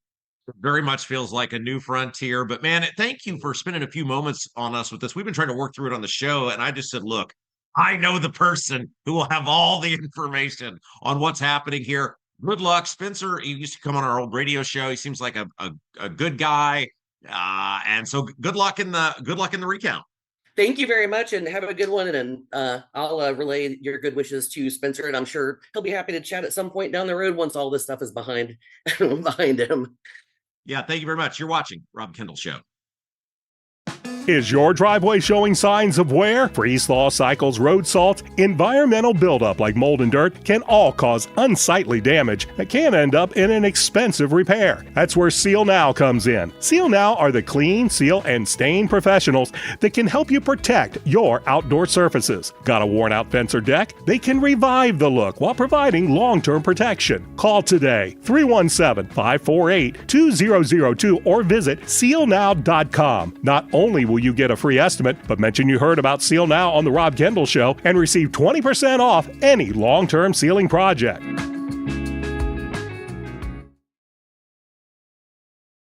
Are you seeing cracks in mortar, moisture working through walls, facade or structural failure beginning to surface? Bramwell Mackay sets the standard for exterior and structural building solutions. Our 40-year master masons and industry experts address moisture intrusion, failing foundations, masonry deterioration, and more. From preserving historic landmarks to addressing modern building envelope issues, Bramwell Mackay delivers full-spectrum service with white-glove professionalism. In Indianapolis, call 812-33-BRICK. 812-33-BRICK.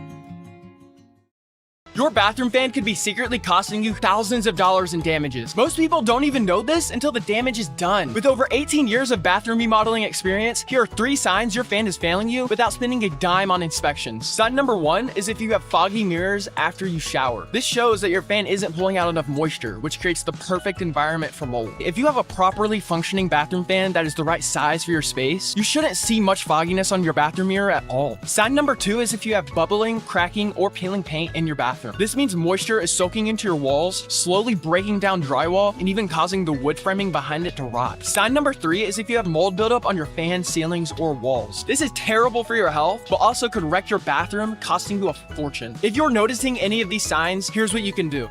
Call Vent Savvy today at 317-300-4434. That's 317-300-4434 and mention Rob for a free attic inspection.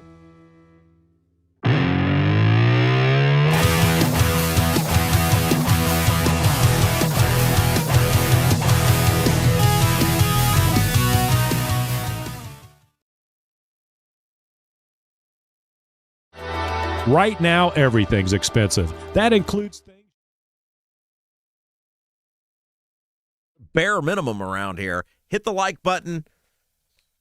And if you're feeling generous, if you're feeling really generous, if you're like, man, that was an exceptional interview Rob Kendall did on elections in the state of Indiana, which you're not going to get anywhere else. That's what we do here. That's our job.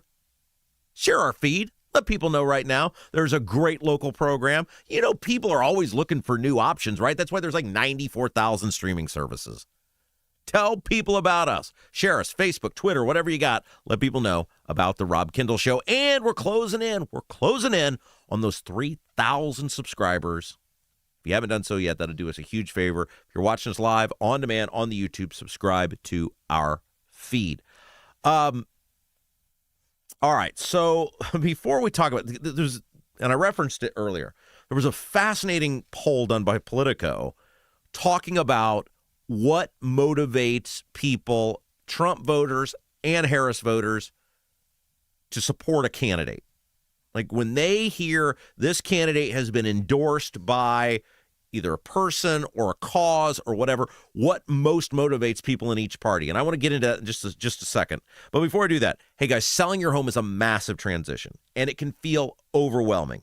Lauren Wilson believes you deserve a real estate experience that is as personal as the home you are selling. And when you work with Lauren, that's what you're going to get. Hands-on experience, someone who's all about you. You know, we've got to know Lauren Wilson very well over the past 3 months.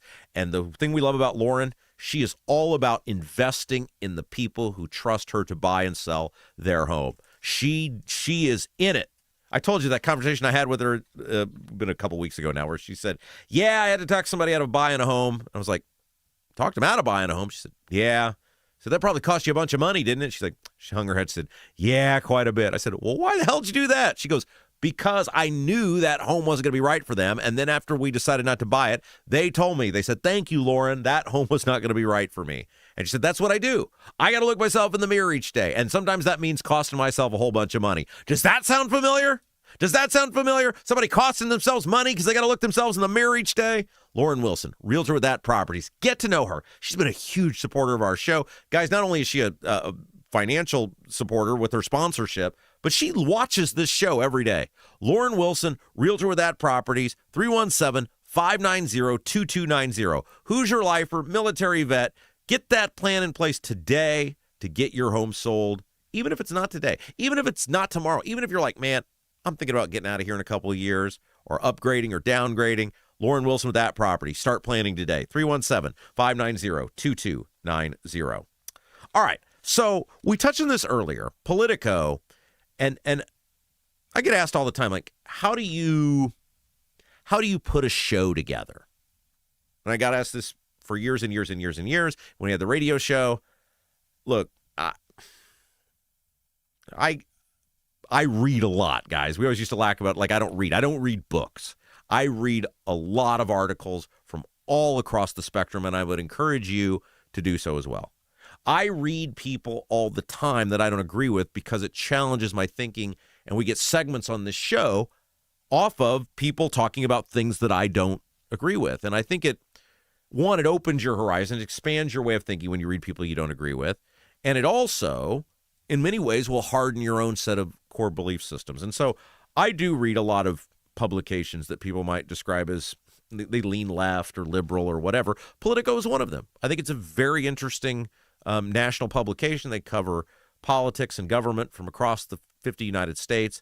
And Politico had this survey that they conducted about what motivates Trump voters and what motivates Harris voters when they go to vote. So, like, if you knew your candidate or you found out your candidate was endorsed by, it could either be a group that backs up a set of ideas or a person.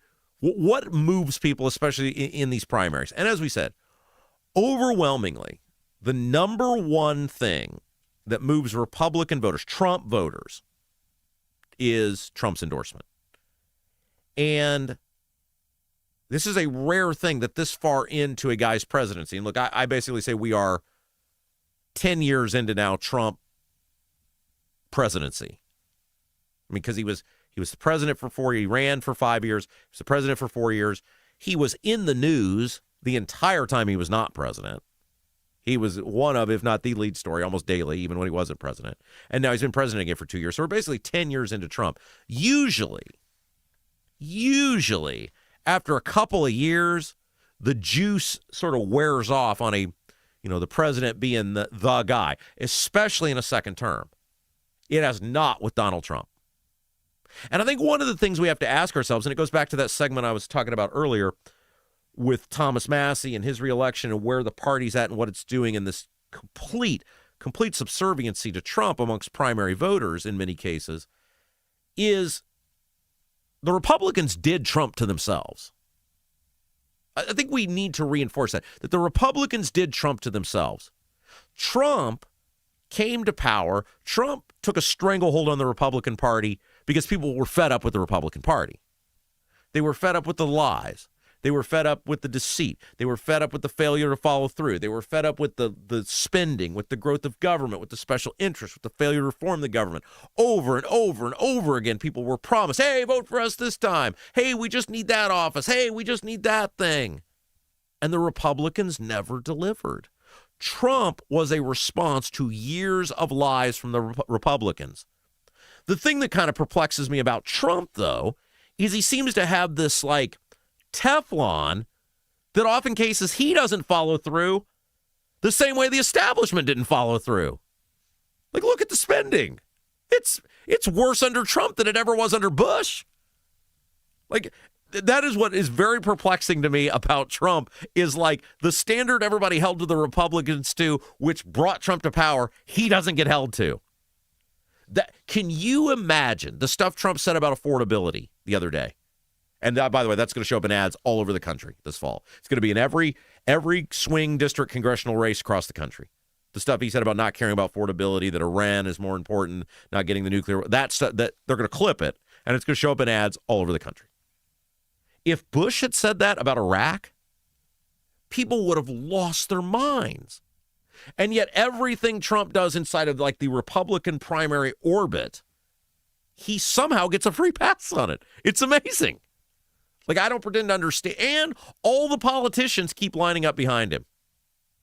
You know, I saw this the other day where they're still talking about what happened in Indiana. And I saw this was from Micah Beckwith. He was talking about Trump is the most powerful Republican. His word is this and that. And it's like, dude, you literally beat the Trump endorsement. What are you saying? You literally, if it would have been that, you wouldn't have won. I remember this. This is how vivid my memory is. I remember when Trump endorsed Micah's opponent, Julie McGuire. And the reason I remember exactly where I was Micah's wife called me. She couldn't get a hold of Micah. This is how close Micah and I used to be. This is why when anybody doubts how pissed off I am at this guy, about how egregious his behavior has actually been, when his wife couldn't get a hold of Micah, she called me. And I remember this. I remember this conversation. I remember standing in my kitchen, telling her to calm down. She's like, well, it's going to be this, it's going to be that, and blah, blah, blah. And I said, no, it's not. I said, because Micah has me. It'll be fine. But Trump, I said, it doesn't matter. They're convention voters. They've already made up their mind. The Trump endorsement doesn't mean anything. But yet, even a guy who beat the Trump endorsement now is out selling this line of like, oh, it's the most important thing. Trump's the most powerful this. It's like, you literally beat the Trump endorsement. But the Politico survey shows amongst Trump voters overwhelmingly the number one thing that can elevate a candidate. And I will be fascinated if the Republicans go down this fall. Now, maybe they win. Maybe the Democrats are still seen as so bad by so many people that the Republicans win. But I will be fascinated to see if they go down, if this continues to be the gold standard. Because part of what Trump brought to the table was finally winning the presidency, finally getting past the Obama years. And I think Trump also represented a middle finger from people who were sick of being lied to by the establishment. But if you're not winning at the polls, and if you're not delivering on the issues, how long do people still vote just on the middle finger to people that they were pissed off at 10 years ago? I'm going to be fascinated to see it. Now, other things in this, and this is where the story gets really interesting. The Trump endorsement thing did not surprise me. What did surprise me is number two, if a group associated with or a candidate being associated with supporting low taxes for business was the second thing that moved people to vote for a Republican. Trump voter to vote for Republican, which was a plus 16. But then third, and this was 3 and 4 were fascinating to me. Number 3, the number 3 thing that moved a Trump voter, a candidate being associated and having endorsements related to more regulation on AI and tech companies. More regulation on AI and tech companies was the number 3 thing that moved a Trump voter. That shows you how much people hate what's going on with these data centers. That should be a giant red flag to every local government official in our state. And if I were running for public office going forward, I would run against the data centers. By the way, we're not anti-data center here. We want common sense with the data centers. But if I were running for public office, look, I want tight regulations. I want data center policies that work for the taxpayers, that work for the communities, that work for the data centers. Right now, we don't really have any of that because there's no framework in our state for these things. There's no floor. There's no ceiling. It's the Wild West, and it's pitting communities and people in communities against each other, and the data centers against the communities, and the data centers and the governments against the communities. It's a dumpster fire. And people are saying in this poll amongst Trump voters, which is why you see the pushback in Indiana, that the number 3 thing that would move them, the number 3 score that moves a Trump voter is a candidate running around or being associated with or having endorsements for regulation on AI and tech companies. The 4th most, and this really surprised me, and this should be also be a giant wake-up call, and what this tells you is how much the media can manipulate people over a period of time. If the media won't give up and the media won't give in and in a uniform voice keeps talking about something, that they can wear people down. The number 3 thing, and this is from Trump voters, that moves them on a candidate is if they support Medicare for all. Medicare for all is Obamacare. And that is now the number 4, the 4th best thing statistically that will move a voter, a Trump voter, to vote for a candidate is if they support Medicare for all. Think about how wildly unpopular Obamacare was when it was instituted, when people in the moment knew about it. I always think about that like with Hall of Fame voting. They've got this thing called the Veterans Committee for guys who don't get in when they're eligible for the Hall of Fame, then old-timers can vote for them. And it's like, why? If the people who saw these guys play for years knew them best, didn't think they were Hall of Famers, why should somebody 30 years after the fact get to vote for them? Same thing with Obamacare. Think about Obamacare was so unpopular in the moment that the Republicans won, I think, 62 seats in the 2010 midterms. And now, because of the media just pounding it into people and the memory of that, and look, I don't mean to be crass, but people who were opposing that at the time, the seniors then, some of them literally dying off, it is now the 10th or the 4th most positive thing at a plus 10 that moves a Trump voter. So those are the top things for Trump voters. It's Trump endorsement, low taxes on businesses, regulating AI and tech companies, and Medicare for all. For Democrats, the number 1 thing is Medicare for all. That doesn't surprise me. That's Obamacare.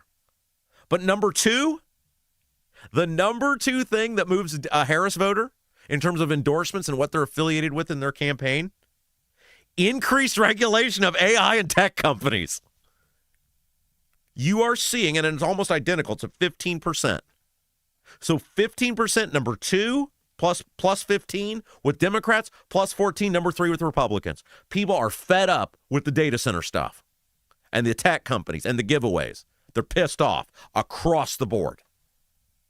Democrats and Republicans don't agree on, or Harris voters and Trump voters probably don't agree on just about anything. They agree that the AI and the tech companies are totally out of control. It's got to be regulated. It's going to be fascinating to see. If I were a politician, if I were running for something, that would be in a general election or even a primary, but we're on to the general now, I would be leaning all into that. And, of course, for Democrats, because for many of them it is their religion, abortion is actually tied with AI and tech company regulation. Abortion access. Let me rephrase that. Increased abortion access. So there you go. interesting data on what's moving Trump and Harris voters, and how the common one, they're completely different on just about everything else, is the AI and big tech regulation.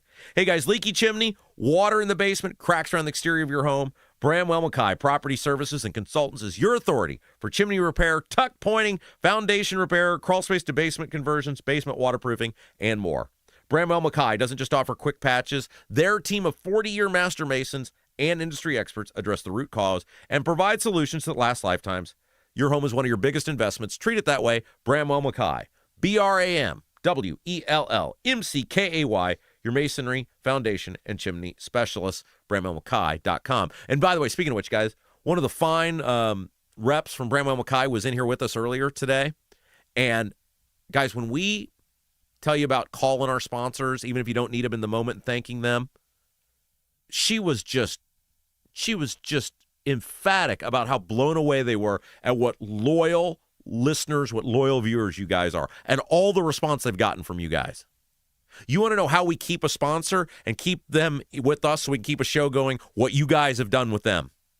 It doesn't go unnoticed. I mean, and we'll ask Jason when he joins us later.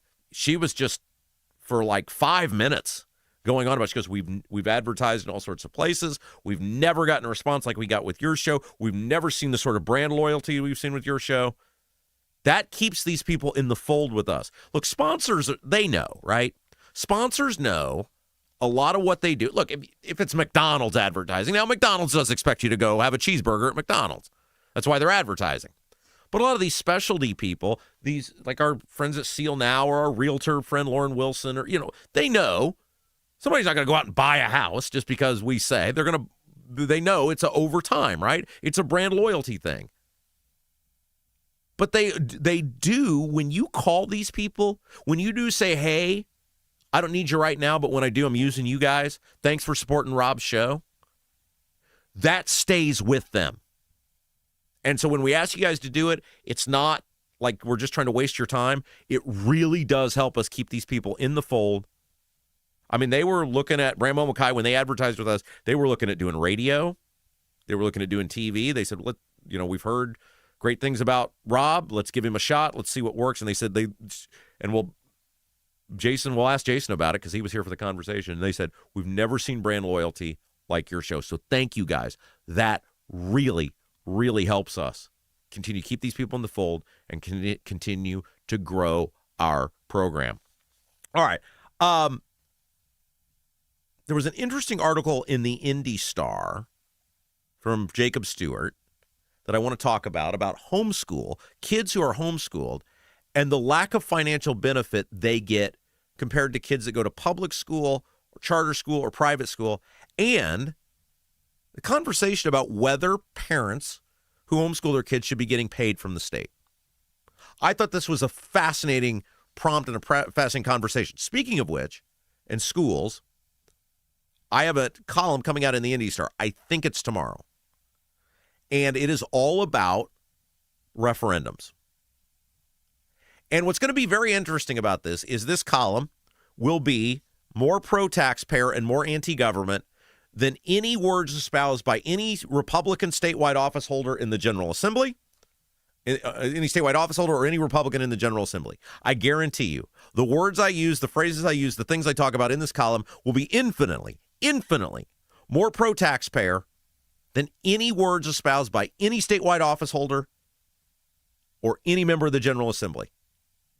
And yet I can almost guarantee you tomorrow, because I am allowing it to appear in the Indy Star, people will attack me because it's going to be printed in the Star. I'll be called all the names because I have a platform in the Indy Star. Not whether, hey, Rob, thanks for saying the things that our office holders are too cowardly to say. Thanks for pointing out about all the things related to referendums that are totally working against the citizens, totally putting us at a disadvantage, totally unfairly raising our taxes. Now, I won't get that. I'll get more people that'll be pissed off that it appears in the Indy Star than actually reading the thing going, you know what? Why aren't our lawmakers saying this? Why isn't Braun saying this? Why isn't Micah saying this? Why isn't Todd Houston saying this? Why isn't Rod Bray saying this? Why isn't Jeff Thompson saying this? Why isn't Andrew Ireland saying this? What I'm going to write about, I think it's coming out tomorrow. What I'm writing about, the words I'm using, is the sort of forceful, direct language addressing referendums and what a giant scam they've been for almost 20 years that every member of our General Assembly should be on board with. The proposal that I make in this column, every member of the General Assembly and every statewide office holder that are Republican, all of them are Republicans, should be on board with. Not only will those people remain silent, I will get more grief from people for writing an article in the Indy Star than people going, you know what, he's absolutely right. And it comes back to that thing about, like, we're so boxed in now. We're so, here's my camp, here's their camp, here's my side, here's my team, here's their team. Well, these people are for them, and these people are for me. No! Everybody's against you. When are you guys going to figure this out? And I talked about this last week. One of the great things about what we're doing now is we are now allowed into platforms that wasn't going to have access to before. If you've maxed out your ability to influence people at one place, and influencing people and changing the discussion and changing policy is your goal, you have to go where the people are that you haven't gotten to yet. I mean, Indy Star is a great opportunity to reach all sorts of people who are engaged. They're engaged people. They probably don't agree with a lot of my political beliefs. In fact, I'm certain they don't. But if you've got 50,000 people reading something, and they're, for the most part, all open to be swayed over to your side, or you have an opportunity to get them. I mean, some people you're not going to have an opportunity to get because they're just wed to their belief system. What a great opportunity. We should all be trying to do that. We should all be going, we got to get to the people where they're at to win the people that we haven't won yet. So often we're just in this boxed in echo chamber. Yeah. What good does that do? You already have those people. It was why I was so offensive to so many of the politicians for all those years. IBC was always the Republican cheerleader. Republican good, Democrat bad. I was the first person to come along on IBC with Republican credentials and go, no, Republican not always good. Republican often bad. Republican should be good if Republican behaved like Republicans in the party platform say they're supposed to behave. And instead of going, you know what, he's right, we got to get our act together, it was just constant calls to my boss, you need to fire him. He's got to go. He's this, that, right? Changing minds, you reach a point on whatever platform you're on, whether it's Twitter or it's Facebook or it's radio or television or podcasting, whatever it is, you eventually probably max out your ability to get new people. Now, podcasting is different because it's the internet. You have unlimited capacity to get people to your format, to your show. But we as conservatives have got to do a better job of going into the lion's den. You got to do a better job of going to places we don't normally go. One of the major reasons Greg Ballard, against all odds, became the Republican mayor of Indianapolis was he went places Republicans didn't go. Greg Ballard spent a whole bunch of time in black churches in 2007. And everybody told him it was a waste of time. And he said, I'll show you. It's why I think Ballard running for statewide office will be interesting. It's why I think Ballard, while he'll do well in the donut counties and Marion County, look, Greg Ballard could win Marion County potentially. I don't think that's out of the realm of possibility. Now, I also think there's a strong likelihood Greg Ballard will beat Diego Morales in Marion County if Diego is indeed the nominee for the Republicans. If Ballard gets the signatures and Diego is the nominee, I think Ballard would be a favorite to beat Diego Morales in Marion County, which would be a shock. It should be a shocking wake-up call and embarrassment to the Marion County Republican Party, but I'm not even sure if that party even exists anymore. But the point is, Ballard has proven before, and I think he will prove again. I'm going to be fascinated to see how he does in the corners of the state, because Greg Ballard rose to prominence by doing things that people didn't do, going places people didn't go, and peeling off one vote at a time. Can he rekindle that magic in a statewide race? I don't know. He's a lot older now. I don't know if he's got the fire he once did. But elections are won at doors. I've always said this. Doors and signs are all that matter. Elections are won at doors. And platforms, publications, give you an opportunity to reach so many more doors than you ever would knocking on them. And if 80% of the people think you're full of crap, so what? There's 20% of the people you reach who may now be open to another way of thinking. Those 20% of the people that you've reached that may be open to another way of thinking, you were getting zero of them by not being there. And that applies to our lives, right? You got to be able to have hard conversations with people. If someone says something you don't agree with, you got to have the ability to say, no, I think you're wrong, and here's why. And so Jacob Stewart wrote, and all that being said, so that's coming out, I think, tomorrow in the Star. It could be Wednesday, but I think it's tomorrow. Jacob Stewart wrote an interesting article about school systems and the money they get. And it's primarily tied to school referendums, but it's public education funding as a whole, and how private school funding is getting money. Kids that are going to private school are getting these subsidies. The charter school kids are getting these subsidies. And look, I support school choice. I think the dollar should follow the kid. But I think Stewart makes an interesting observation. By the way, Stewart is a product of the public school system.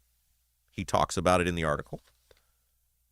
That if you're homeschooled, the only thing your parents get is a $1,000 income tax deduction. Whereas if you're a kid going to a private school or a public school or a charter school, the dollars for you, there's a school funding formula. Each kid is worth a certain dollar amount. It's way, way, way, way, way higher than $1,000. And that money follows you wherever you go. So if your tuition to your private school is, $10,000 a year, I'm just making up numbers here. If it's $10,000 a year and your yearly value from the state is $8,000, costs you $2,000 to go to that school. The rest of the money comes from the state. And he asked the question, if kids are being educated and our state allows homeschool education, it promotes homeschool education, which it does, that is a staple, that is a blueprint, that is a cornerstone of the Republican Party in this state. They have promoted and they've encouraged homeschool education. Why are we treating homeschool kids differently than kids that are going to private or public school? If we say we're going to value homeschool education, which preaches real world experience, expedited learning, oftentimes one-on-one attention that kids can't get in the classroom, you see how good many homeschool kids come out and the way they behave and their polite attitudes and the respect for elders and their ability to contribute in society. You see many of these kids come out far better members of humanity than kids that have gone to public school. Why are they treated differently? Why aren't they given the same amount of dollars? Parents who in many cases have to quit their jobs or take second jobs or change their work schedules to educate their kids, to put them first. Many, homeschooling, often a community of parents who pool their resources together. Why aren't they treated the exact same from a monetary perspective as the public, private, charter school kids? It's a very fair question. I thought it was a great article. And Jacob Stewart made and this is the stat that stood out to me about how public education is failing. 1 in 5 students go to school outside of the district they live in, mostly to attend another public school. 1 out of 5, 20% go to a school outside of the district they live in. A lot of them, it's not because it's private school, it's to get to another public school. That's a total indictment of the public education system, which we keep throwing more and more money at despite it never seeming to get any better, which is a total indictment of our lawmakers. Interesting article. Read it for yourself. I've got the story coming out tomorrow, I think tomorrow, in the Indy Star about the referendums. Hey, it's Monday. It means it's time to start planning for your meals this week, lunch, dinner, and Wednesday through Saturday.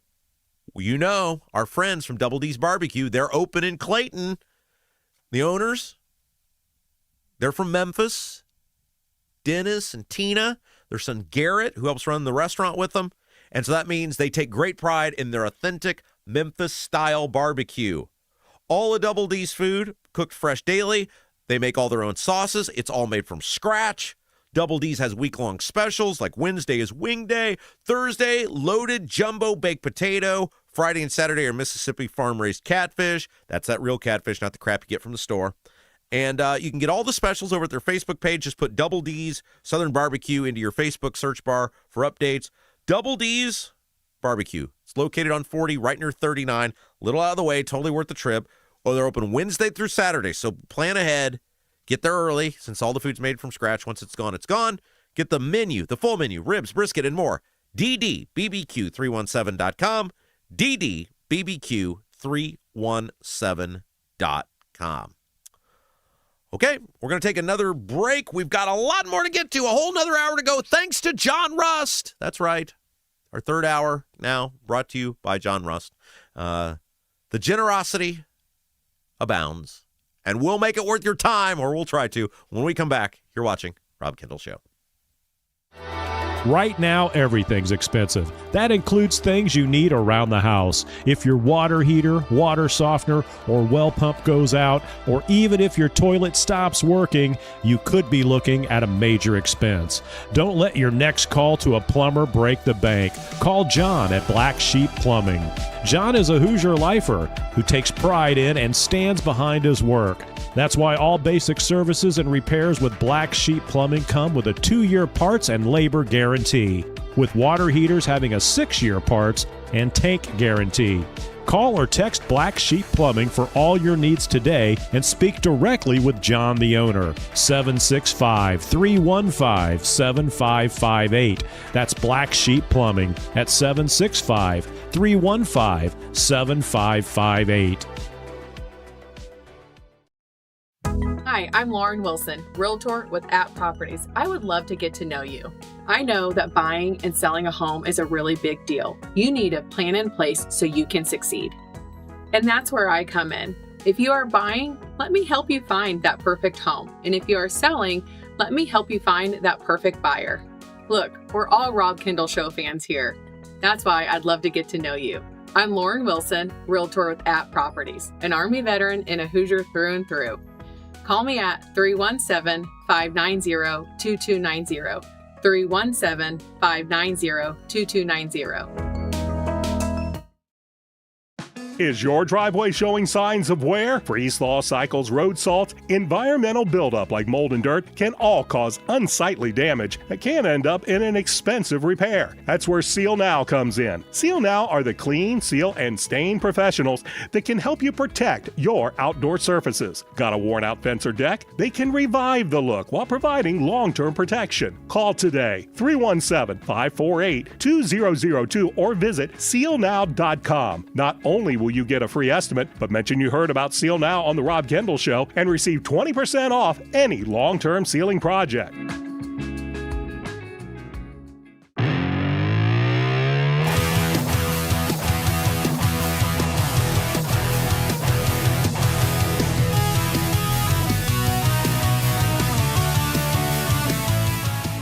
Hey guys, welcome back. Rob Kendall Show. Hour 3. And of course, we thank John Rust for our third hour, brought to you by him. He said, I love your audience so much, I want to give him a third hour. And we said, great. We would be happy to enter into some sort of agreement with you to allow that to happen. And thus, here we sit, living this very lavish lifestyle, jet setting. What was it Ric Flair used to say? Freewheeling, kiss stealing, Rob Kendall Show, baby. That's what it is, thanks to John Rust. Hey, couple reminders. How many likes are we at? What are we at? 150. That's horrible. 154, that's it? There's way more than 154 people have watched this show so far today. You guys, come on. hit the little thumbs up button. It really helps us. Really helps us grow. We're the little engine that could over here, and we need you guys to help us grow this. Look, guys, I get it. I used to be a I don't hit the thumbs up button snob too. I used to always be like, yeah, sure, right, whatever. And then I started my own YouTube show, and I'm like, oh, crap, that really does help people. Oh, man, I better do that. Guys, it really does help. Don't make me beg. Don't make me beg. We got to get to 200 likes before the end of this program. You guys can help us do it. It's part of our like, share, and subscribe platform. Hit the thumbs up button, share the feed, whatever social media you're on. And, of course, if you haven't done so yet, subscribe to this channel. By the way, thanks to all of our, and I feel like sometimes we neglect them just a little bit. But, by the way, you guys like this shirt? My mom got me a new shirt over the weekend, and she was very proud of the shirt. Yeah.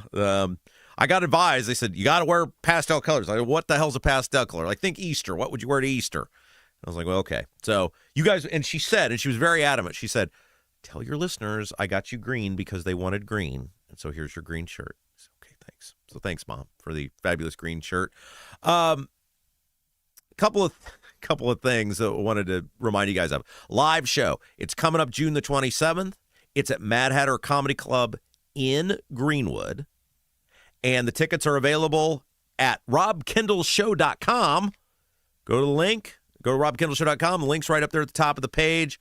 Great start to the ticket sales, but we want to keep that going. We'd love to get this thing sold out sooner rather than later so we can let John, the fine owner of Mad Hatter, just take some time off and worry about getting the stuff ready for us. It's June the 27th. We're going to have a rocking good evening. If you've been thinking about, man, I'd love to do something for the show, that's something you can do. I'd love to be able to meet you in person. It's an evening out. It's a celebration of this show. We're doing this for you guys. We expect this show to sell out because we asked in advance. We said, look, you guys be honest with us. If you don't want to do a live show, it won't hurt our feelings. And you all said, yeah, do it. So if you haven't done so yet, do it today. Get your tickets. We tried to make them super affordable. It's going to be a fun evening. Everybody in the VIP section, the lower level, is going to get a meet and greet. I'm going to have my working shoes on the 27th of June, but it's going to be totally worth it. We're going to rock the house. Be a great evening of fun. We'll tell jokes. We'll roast politicians.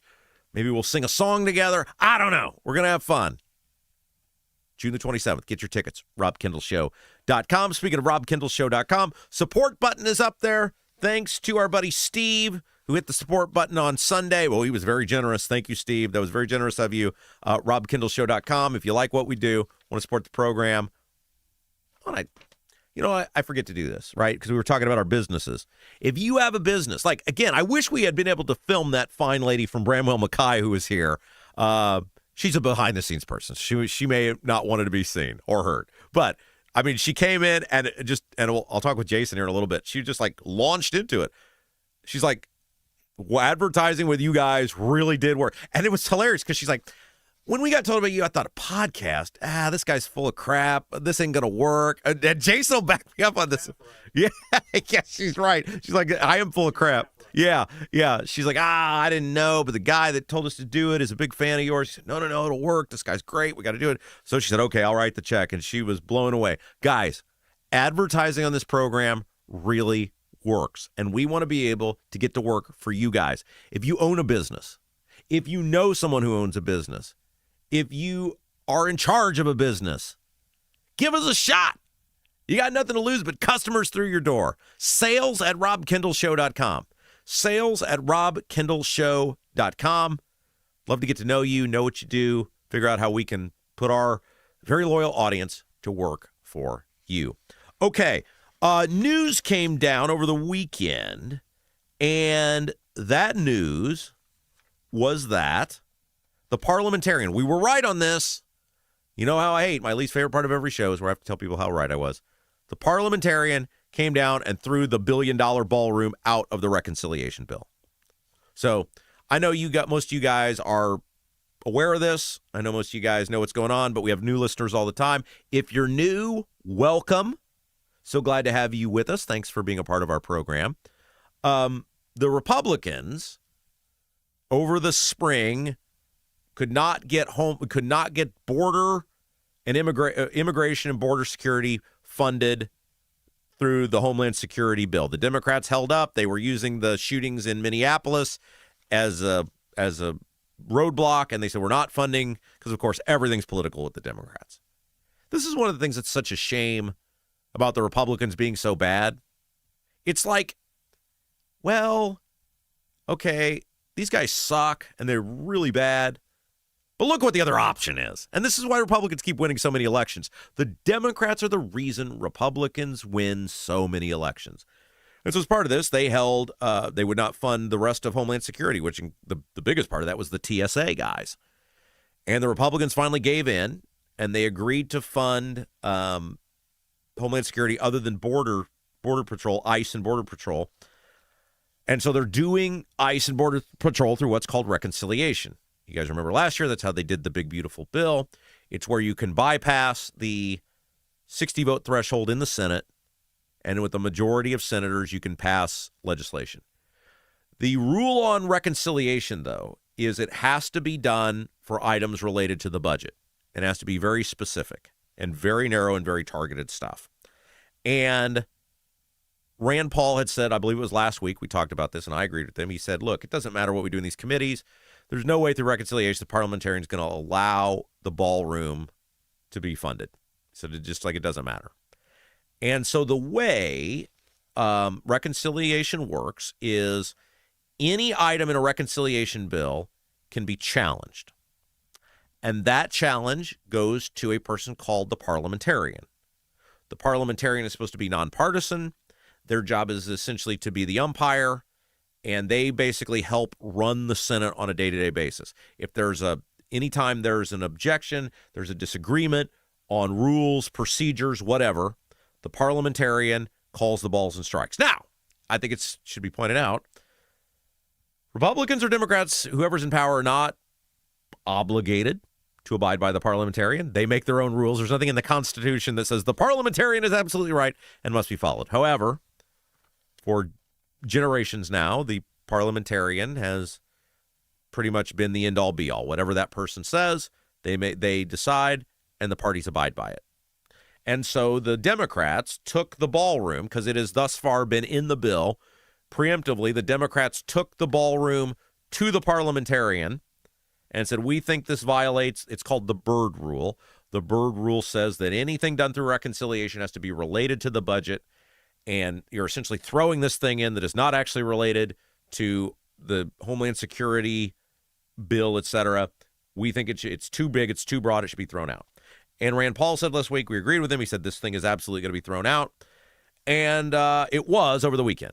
The parliamentarian said, we agree. This is too broad. If you want this done, it has to be done through normal processes, which in the Senate involves getting 60 votes. According to Senator Jeff Merkley, a Democrat from Oregon, he's the ranking member of the Senate Budget Committee. The guidance from the parliamentarian will state that, quote, a project is complex and large in scale, as Trump's proposed ballroom necessarily involves the coordination of many government agencies, which span the jurisdiction of many Senate committees. Saying, look, you're going to have to get approval of this from people outside of the Homeland Security jurisdiction. This is a Homeland Security related bill. Anything you do in this bill has to be related to Homeland Security. This is too big. It's too broad. Quote, the parliamentarian's advice is based on whether a provision is appropriate for reconciliation and confirms the limitation of the Byrd Rule. According to Merkley, it is not a judgment on the relative merits of a particular policy. It was obvious. It was always obvious. It was like, again, I don't even know why they were trying. It was a colossal waste of time. It was grandstanding. It was a waste of everybody's effort. And so that has been thrown out. And now the Republicans are going to have to try to find a new way to fund the ballroom. Look, I think the logical thing to do is going to be through the private donations. But, of course, then that opens a whole other can of worms, which is nobody gives money for nothing. It's not the Dire Straits song, money for nothing and chicks for free. Somebody's going to want something for giving this amount of money. What is it, right? So there's always some sort of conundrum. Hey, guys, before choosing a mortgage, it's smart to talk with someone you can trust and can actually sit down with because they're local. Gary Tedrow with Verity Mortgage is a local lender helping homeowners and home buyers across central Indiana with home purchases, refinancing, and strategies to manage debt using home equity. Easy enough for me to say. Gary focuses on guidance and education so you understand your options before making a decision. No pressure, just solid advice from someone like you. Visit loansbygary.homes. loansbygary.homes, or call today. 317-695-5179, 317-695-5179. You got nothing to lose but dollars on your mortgage payment. Gary Tedrow, in MLS, number 179207 with Verity Mortgage, in MLS, number 70345, an equal housing opportunity lender. All right, speaking of things that people should have known and were patently obvious, the Supreme Court declined to hear the Democrats in Virginia's pleas to overturn their state Supreme Court, which said your attempt to redistrict totally flies in the face of our Constitution. Okay, this is very interesting, guys. So, the Virginia Constitution says that a constitutional amendment, a ballot initiative, has to be done cannot be done during an election, right? So you've got to pass something, have an election, pass something again in order to get a ballot amendment in front of the voters, right? Is that simple enough? You can't do it during an election. You got to do it before and after election. Well, because this redistricting thing came up, the state of Virginia, the Democrats were trying to figure out how do we, because it had to go through a constitutional amendment to change their maps. They were trying to change their maps. Has to be done through constitutional amendment, ballot initiative.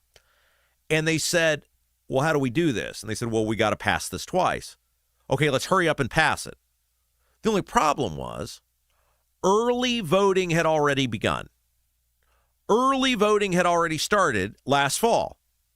And the Virginia Democrats hilariously tried to say, well, that doesn't count. And everybody was like, what do you mean it doesn't count? People are already voting. They said, no. And this was the best part of it. The only thing that counts when it comes to elections is Election Day. The Virginia Democrats argued in front of the state Supreme Court that the only thing that mattered in elections was Election Day. And I'm sitting here watching this back in the winter going, because this was, I believe, February, they had these arguments. I said, if I'm Donald Trump and I want the SAVE Act passed, which is the voting reform bill, I'd just be running ads saying, and by the way, part of the reform was he wants elections on Election Day, which I agree with. So I'd be running ads all the time going, even the Virginia Democrats agree. Elections are on Election Day, and early voting doesn't count. And of course, the Supreme Court in Virginia said, no, that's ridiculous. People have already started voting. An election is happening. Those votes count. So no, you have not passed before an election and after an election. You're passing during an election and after an election, which is not before and after an election. This doesn't stand. Like, it was patently obvious. And then, of course, the Democrats, now the mistake, and I would say this is the one mistake that Supreme Court made.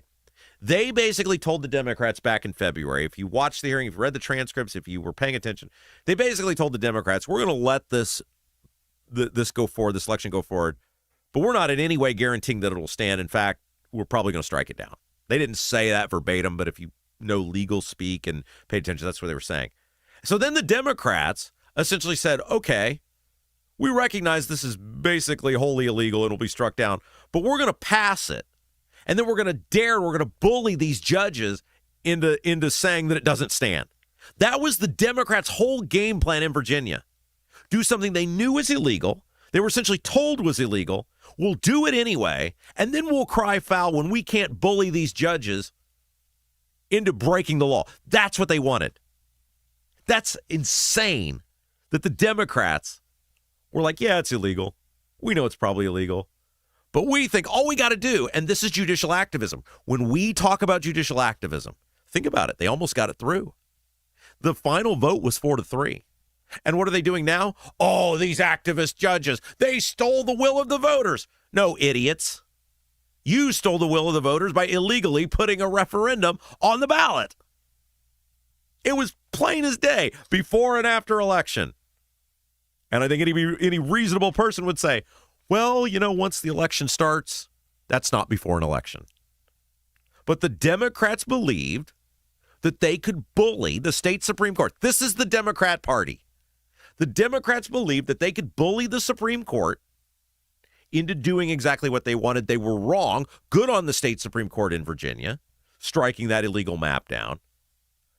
My question is, when do I get my apology from all the Virginia pearl clutchers here in Indiana because they said we have to change our maps because of Virginia? And some people like me were like, yeah, but Virginia's maps aren't going to change. Well, yeah, they just voted to do it. Doesn't matter. They're not going to be changed. It was obvious from the local court ruling, which was the first thing that set this ball off, that struck it down, that it was patently unconstitutional. You have, because of the way the Supreme Court in Virginia is set up, really a bipartisan swath of judges who are, because they have to, judges in Virginia have to be approved by the entire legislature. You can't really get partisan radicals. You can't get a Ketanji Brown Jackson in. And so it was obvious any reasonable person would have looked at this and said it's going down. So many people who put all their eggs in, well, you just don't get it. We're playing by different rules. The Democrats are playing by different rules than the Republicans. Rob just doesn't get it. I guess I did get it, because I told you guys for months, going all the way back to the fall when Virginia first started illegally trying to pass this referendum, that it wasn't going to stand. See, it's amazing when you remove emotion from things, right? You just look at them. You don't have to look at them in team sport. You don't have to look at them in, well, my side or my guys. You can just read. You can just watch things and go, that's never going to pass. Well, but Virginia, doesn't matter. It's not going to pass. So I am so excited. No doubt at Rob M. Kendall on Twitter. No doubt at Rob M. Kendall on Twitter, I am going to get a plethora of, I'm sorry, Rob. You were totally right. Thanks for you being the reasonable person who was watching those Virginia court cases and looking at the judges, what they were saying. Thanks for being right, Rob. I can't wait. I'm sure all the Turning Point bros are just going to flood my Twitter feed today with apologies for being right. Guys, here's a simple test. Most homeowners have never tried it. When you get home today, you need to do this. After your next hot shower, set a timer for 10 minutes. 10 minutes. That's all you got to do. If your mirror is still fogged up after that, your bathroom fan isn't doing its job. And that may sound like a small thing, but guys, it's not. That moisture is hanging around somewhere. Usually it's going into the walls or the attic. And that can cause water buildup, which can lead to mold or even worse. And that can be a really big problem and a really big expense. Bigger problems on the way, bigger expenses on the way. Vent Savvy specializes in fixing that the right way. Go to ventsavvy.com. VENTSAVVY.com. VENTSAVVY.com, and see if your fan is working the way it should. Ventsavvy.com. All right, we're going to take a break. When we come back, you guys will become the star of the show. Producer Jason will join us. Read some of the best YouTube comments of the day. We're a participation-driven program. You're the star next. You're watching Rob Kendall Show. If authentic wood-smoked barbecue is your thing, Double D's Barbecue in Clayton is the place for you. Owners Dennis and Tina Duncan, along with their son Garrett, are from Memphis. So when it comes to barbecue, they're not screwing around. No pellet smokers, no roasters, just authentic wood-smoked Memphis-style barbecue. All of Double D's food is cooked fresh daily, and it's all made from scratch. Double D's Barbecue, located at 40 and 39 in Clayton, is open all day, Wednesday through Saturday. But get there early, because once they're sold out, they're done. Check out the full menu, ribs, brisket, and more at ddbbq317.com. Buying a home or thinking about refinancing? Work with someone local who understands the central Indiana market. Gary Tedrow with Verity Mortgage helps homebuyers and homeowners explore options for purchasing, refinancing, or even consolidating higher interest debt through their mortgage. Gary's approach is simple, clear advice, and personalized guidance so you can make confident decisions. Visit loansbygary.homes to learn more or get started today. You've got nothing to lose but dollars on your mortgage payment. So call for a free, no-obligation quote, 317-695-5179. Gary Tedrow, NMLS number 179207 with Verity Mortgage, NMLS number 70345, an equal housing opportunity lender. With a lakefront view in beautiful Brazil, the Honeysuckle Hill Bistro and Cottage is a little out of the way, but totally worth the trip. Down home, made from scratch food, just like the good old days at Grandma's. When you visit the Honeysuckle Hill Bistro and Cottage, you'll leave more at peace than when you came in. Open 5 to 8 for dinner on Friday and Saturday, and Sundays 11 to 1:30 for the buffet. You must experience the Honeysuckle Hill Bistro and Cottage.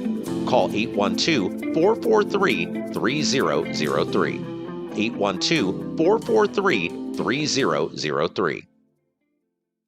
Your bathroom fan could be secretly costing you thousands of dollars in damages. Most people don't even know this until the damage is done. With over 18 years of bathroom remodeling experience, here are 3 signs your fan is failing you without spending a dime on inspections. Sign number 1 is if you have foggy mirrors after you shower. This shows that your fan isn't pulling out enough moisture, which creates the perfect environment for mold. If you have a properly functioning bathroom fan that is the right size for your space, you shouldn't see much fogginess on your bathroom mirror at all. Sign number 2 is if you have bubbling, cracking, or peeling paint in your bathroom. This means moisture is soaking into your walls, slowly breaking down drywall, and even causing the wood framing behind it to rot. Sign number 3 is if you have mold buildup on your fan, ceilings, or walls. This is terrible for your health, but also could wreck your bathroom, costing you a fortune. If you're noticing any of these signs, here's what you can do. Call Vent Savvy today at 317-300-4434. That's 317-300-4434, and mention Rob for a free attic inspection.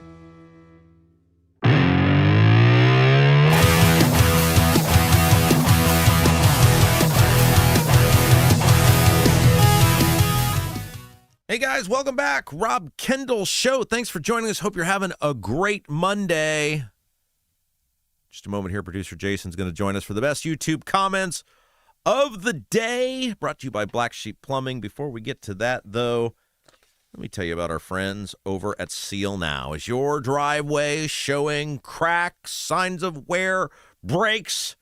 Are you looking like some sort of dilapidated, rundown home because of your concrete exteriors? You don't have to suffer anymore. Call our friends at Seal Now. Seal Now, the clean seal and stain professionals. They will go from, you'll take your home and make it from the blight, dark spot, shame of the neighborhood to the envy of the neighborhood. And they do more than just concrete. They can do wood. That means decks. That means fences. That means pergolas. All outdoor exteriors. If it's concrete, if it's wood, Seal Now can bring it back to life. Here's what you got to do. You got to go to sealnow.com.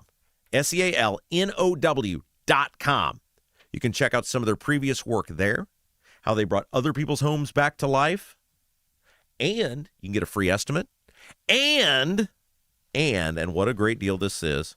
If you tell them, I heard about you on the Rob Kendall Show, they're going to take 20% off any long-term ceiling project.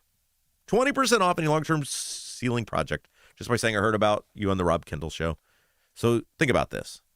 You in one day could go from the shame of your neighborhood to the envy of your neighborhood. All you got to do is get a hold of the pros at sealnow.com. SEALNOW.com. Sealnow.com. Speaking of pride of the neighborhood, producer Jason joins us now. How we doing, Rob? Well, I wasn't sure you were going to be with us today. I was very worried. Yeah, I got to admit, man, feeling like ass today. I'm sure many of you out there can relate. You have some sort of sinus infection, something? I don't know. I got something. I hate to self-diagnose, but, feeling like ass is kind of the my self-diagnosis. But, yeah, I had a gig yesterday, and C. Mills came all the way out, said he drove about an hour to get there, and, of course, I canceled. Hey. I mean, it was can't be up there sounding like Foghorn Leghorn. Yeah, or something, trust me, when you play music, it's a bad thing when you cancel because you got the guilt of canceling. You know, people were coming to see you, and you sound bad.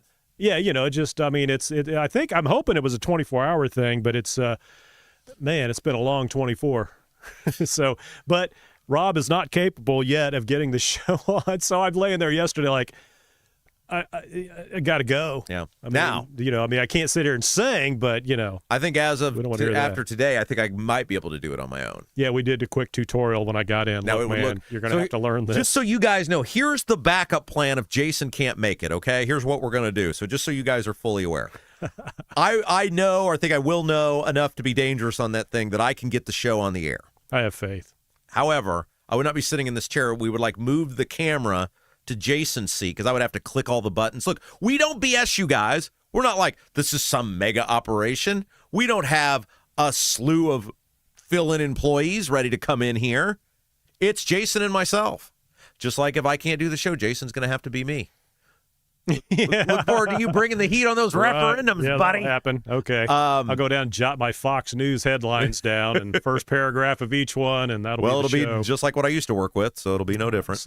Anyway, I'm going to move that camera over here, and it'll be very... Let's hope it never has to happen. Well, I hope it doesn't have to happen either. Yeah. By the way... Actually, I've got 1 hour more seniority than you do on the show, so... out of all the hours we've done the show, I've done 1 more hour. I've been in the studio 1 more hour than Rob because he did depart to do his taxes. That's right. That's right. You were here when we ran those interviews, didn't we? Yeah, I got you beat by an hour. That's right. Yeah. But anyway, we don't BS you. We're just like, hey, if one of us goes down, it's going to change. Probably not for the better.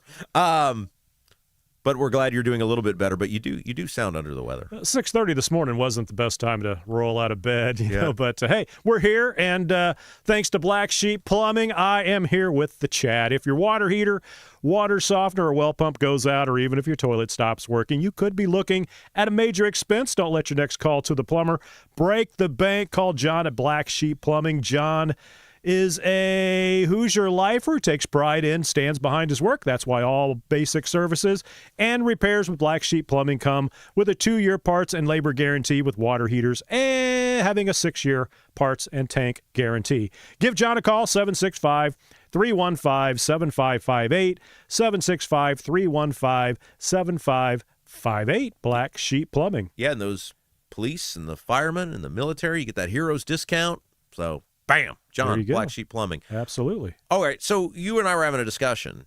Mm-hmm. You don't want to work on Memorial Day. It's not that I don't want to. I just think Memorial Day, you're supposed to memorialize people. Well, that's what we were having the conversation about. Right. Am I being insensitive? I don't think there'd be a lot of people listening. I think people would want to listen, probably get maybe some good archive listening. But, I don't know. I mean, we could run a best of. How many people plan to be here? I mean, Memorial Day. We always put it up to you guys in the chat. Like, if you're going, if I did a show on Memorial Day, would you all be here? You got to answer honestly too. Like, it would screw us up. Like if we had like 10 people watching. What are you doing? I like the green. Oh, it's very minty. We're gonna go green for this rest of this segment. I mean, it would be better for me if we didn't. But maybe I'll make a video that will on demand up or something. I mean, I feel like we should do something. We could do that. We could do that. We could memorialize all the. Yeah, but you're right. But then you got to telling me, you're like, Rob, you're supposed to honor the fallen, right? That is correct. And so am I honoring the fallen if I'm coming to work? Although some people have to come to work, like food workers and stuff like that. They have to come to work. I'm leaning more towards maybe just creating something and posting up or nothing at all. We could do something. We'll figure it out. We've got a week. Depends on how I feel. And I've got another show Friday night. Oh, do you mean it this time? I'm going to get there to this one. This should not. This 24-hour bug should not last 7 days. So Friday night, Smocktown Brewery, Main Street, Greenwood. Hopefully, I'll be there. Hopefully. All right, we get started. And of course, who was here first this morning in the chat? The old man, 68. Old man, who we found out is not that old. That is correct. Happy Monday, everyone. Let's get ready for another informative week. Producer Jason, I hope you're feeling better today. Thank you very much. That's so kind of timely. I am. Yes, I am. Deep thoughts. I'm like number two in the chat. Good morning, at the old man. Spray jockey. Good morning, Robbleheads. Spray also 173 minutes until Jason. Where are we at on the likes, by the way? What do we do? Where are we at? Are we at on the likes? Somebody tell us where we're at on the likes. I don't have. You've got a phone? I'm very busy. I'm woefully busy. I see that. Kevin Branham, Jason, how did your show go yesterday? We covered that. It did not go well for me at all. It didn't go at all. The old man, 68, at the doctor's office this morning, so I'm probably going to miss the first hour of the show. But he did get the first comment in the chat, so that's dedication right there. That's great. That's unlike me. Yeah. Spray jockey, I'm sure the doctor needs to hear the show. You should. You should pitch. You should always. Any doctor, dentist. In the waiting room, yeah. with Rob won't be dropping F-bombs. You should pitch the show and tell them they need to sponsor the show. We're at 180 likes. Oh, come on. Not real likable this morning, apparently, Rob. Like you guys are normally like 250. What the hell's going on here? Nicholas Kurtz, good morning, Rob Kendall Nation. At Producer Jason. Good morning, legend. Oh, every day. Listener Dave. Guy every day. Good morning, taxed peasants. LT Wilson. Hoping Jason is feeling better. I was all set for chili water, and then it was not to be. God darn it. That would have been 2 people. That's 2. That would have been 2 of my 4. Said you could have gotten 4? I think you would have gotten 4. I laid there, too, just thinking that. Like, how many people will show up or thinking I'm there? Kenneth Gold. Good morning, y'all. Back from vacation in Branson, Missouri. Oh. I was only able to listen for a couple of the hours one day, but he's back. Who is it? Who was it? Kenneth Gold. Kenneth Gold. E. Gold. Sounds like a character on Entourage. Kenneth It E. does. Gold. Yeah. You got to get the E in there because you don't want to confuse him with the other Kenneth Gold. Right. Jake, what's up, nerds? My nerds. Hey, my nerds. Drain the swamp. Love the shirt. Great color. Thank you. Interesting. I've been telling you for 8 weeks, Rob, when you wear stripes and small checks, it screws up the focusing and it makes it look weird. And he's like, I'm not buying more shirts just for this show. I'm not. Until lovely Teresa.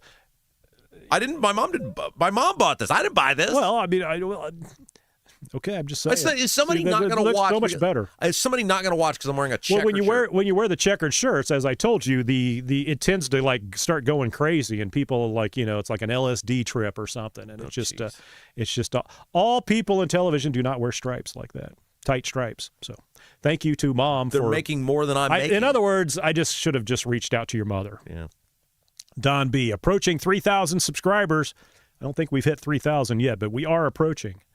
Bon, strong storms coming. That is correct. That's right. Strong storms coming today, this afternoon. Stay tuned for that. Pam Kendall, thanks for noticing how handsome and professional Rob looks in his new green shirt. I love you guys. Good old Mom Kendall. Charles Ludy. You got it right. Yeah. I wonder if he'd get pissed if I start calling him Chuck. What does it tell you that Trump and Hegseth are trying to burn Massie to the ground? The establishment is invested in making sure he cannot succeed. Somebody made a good point yesterday. I thought, man, they're probably right. Trump is the establishment now. Yeah, well, after a while, you're going to get there. Yeah. He's not the dirty establishment, though. MLM Warriors. Glad you're here, Producer Jason. Me too. Glad I was able to make it. Thank you very much. I wouldn't let Rob down, wouldn't let you lovely people down. Shrog Samich. This Friday, Jason? That's in town for me. That is correct, Miss Samich, our famed artiste. Yes. I saw her page and some other stuff. She's great. She's phenomenal. Great. Like she was doing these wedding things or whatever. That would be so cool to have your wedding photo or like her draw the wedding thing. That was very cool. I'm not sure exactly what she does, but it's very cool stuff. So for those of you who are like, what are these 2 idiots talking about? We have a fabulous listener. She is an incredible artist, and she drew. If any of my social media now, my profile picture is the picture. It's on Producer Jason's Facebook page. Oh as well. yeah, you're growing too. I noticed yes, you're still getting. That's right. If you want to follow Jason and all of his endeavors, find out when I cancel. Yeah. I did put it up there. I saw you did. That's how I saw it. Okay. I texted Jason. I was like, it's like nobody goes to my regular page. I put it on the producer page. Jason are you page. okay? Are you all right? Yeah, no. I was like the Michael Jackson song, Annie, are you okay? Are you okay? Are you okay, Annie? She drew this incredible picture of it's Diego and myself at the Clay County Lincoln Day having our spirited back and forth, and it's Diego and the detail on all of this. Like he's up on his little bitty tiptoes shouting, I pay, right into my face. It's great. Awesome. All right, continuing on. We did Charles there. Vic Ferrari, Republicans need to elect the first woman president. I think they should nip that in the bud. Who is it? I don't know. It's not Tulsi. It's not anybody we've seen so far. My point. Who would it be? Most of the best presidents have come out of nowhere. Well, who am I? Who are you referencing? Trump. All right. I don't think he came out of nowhere. I'm pretty sure he came down that escalator. He came out of he was not a politician. He was not a senator or anything like that. I think to be president, you should not be allowed to have been a senator or a congressman. I think they're already brainwashed. They've been paid off. And, you get what you get. Young Kim Young, it's called loyalty. You cannot believe the polls of the poll. Most in government are in it for themselves, Rob. President Trump sees the big picture, and I can't imagine where we would be without him. And I have to agree. I mean, it's like you can rip on Trump all you want, and he's not perfect by any means. But the alternative. Well, okay, I mean, but come on. Democrats need to put up somebody that's competent. But that comes back to, is simply telling you how the American public is feeling. Is that me? That's not me ripping on him. That's saying here's how the American I think public you do a is pretty feeling. fair job. I mean, you do. If you don't really pay attention, you come off as a Trump hater, TDS. But I mean, I just guy. give you I try to be as clear as I can. I want him to succeed. I understand. And I think most of the listeners understand that. It's people that might pop in that. Yeah, I just think it's like. And young Kim doesn't seem to be happy with you. Well, she's not happy for many reasons, I'm sure. Don't blame her. Steve Green with an E. Oh, you got it more. No, I was just going to say, I that's the way the public is feeling. I try to tell you why they're feeling the way they're feeling. They're fickle, and they want everything done in like 5 minutes, and that's the problem. Or 10 years. Well, okay. It's not been 10 years. It's been a year and a half. Steve Green with an E at Vic. Think we could get Condoleezza Rice on the ballot? Do we want to go back to Condoleezza Rice? Let's get somebody new. Who would be a rising woman, like, star? Somebody needs to step up. Well, that's okay. A decent person in general will not run for politics or office because they don't want to be smeared. Yeah. They could be the most noble person in the world. They're going to get, and the more noble they are, right, the more they're going to get ripped. I'm trying to think of like who on either side. I mean, obviously there's. That's what I'm saying. It had to be somebody that would just pop out of nowhere. Maybe some little congressman from somewhere, which again is never really a good thing. But right. Somebody that'll just pop out. Maybe I mean, again, wouldn't know because they haven't popped out yet. Right, and we're past like the glass ceiling stuff, right? Like America would totally elect a good woman candidate for president. I would think a Margaret Thatcher, a little younger, but like Noam was definitely not going to be the person because she just, I mean, how many hours does that woman spend in front of the mirror before she even makes an appearance? So it's just, to me, it's got to be an older Sarah Huckabee Sanders, right, or whatever her name is. Yeah. Somebody that's just kind of vanilla, not trying to be hot, not sinly ugly, or whatever. I mean, just normal, like, okay, whatever. Anybody's going to be made fun of, but you know what I'm saying. So continuing on. Ethan Hatcher, Thomas Massie for president 2028. There's a lot of people that think if Massie can win tomorrow, that he is going to run just to prove a point. Mm-hmm. I think that'd be interesting. Mm-hmm. Vic Ferrari. Ed Gallerin, former Navy SEAL and fifth-generation farmer. That's who's running against Massie. Okay. All right. See, that's why I could never do the show. I have no idea. All right, continuing on. Let's see, what else do we have here? The 06010 board. When do we get the Stingray Rob interview?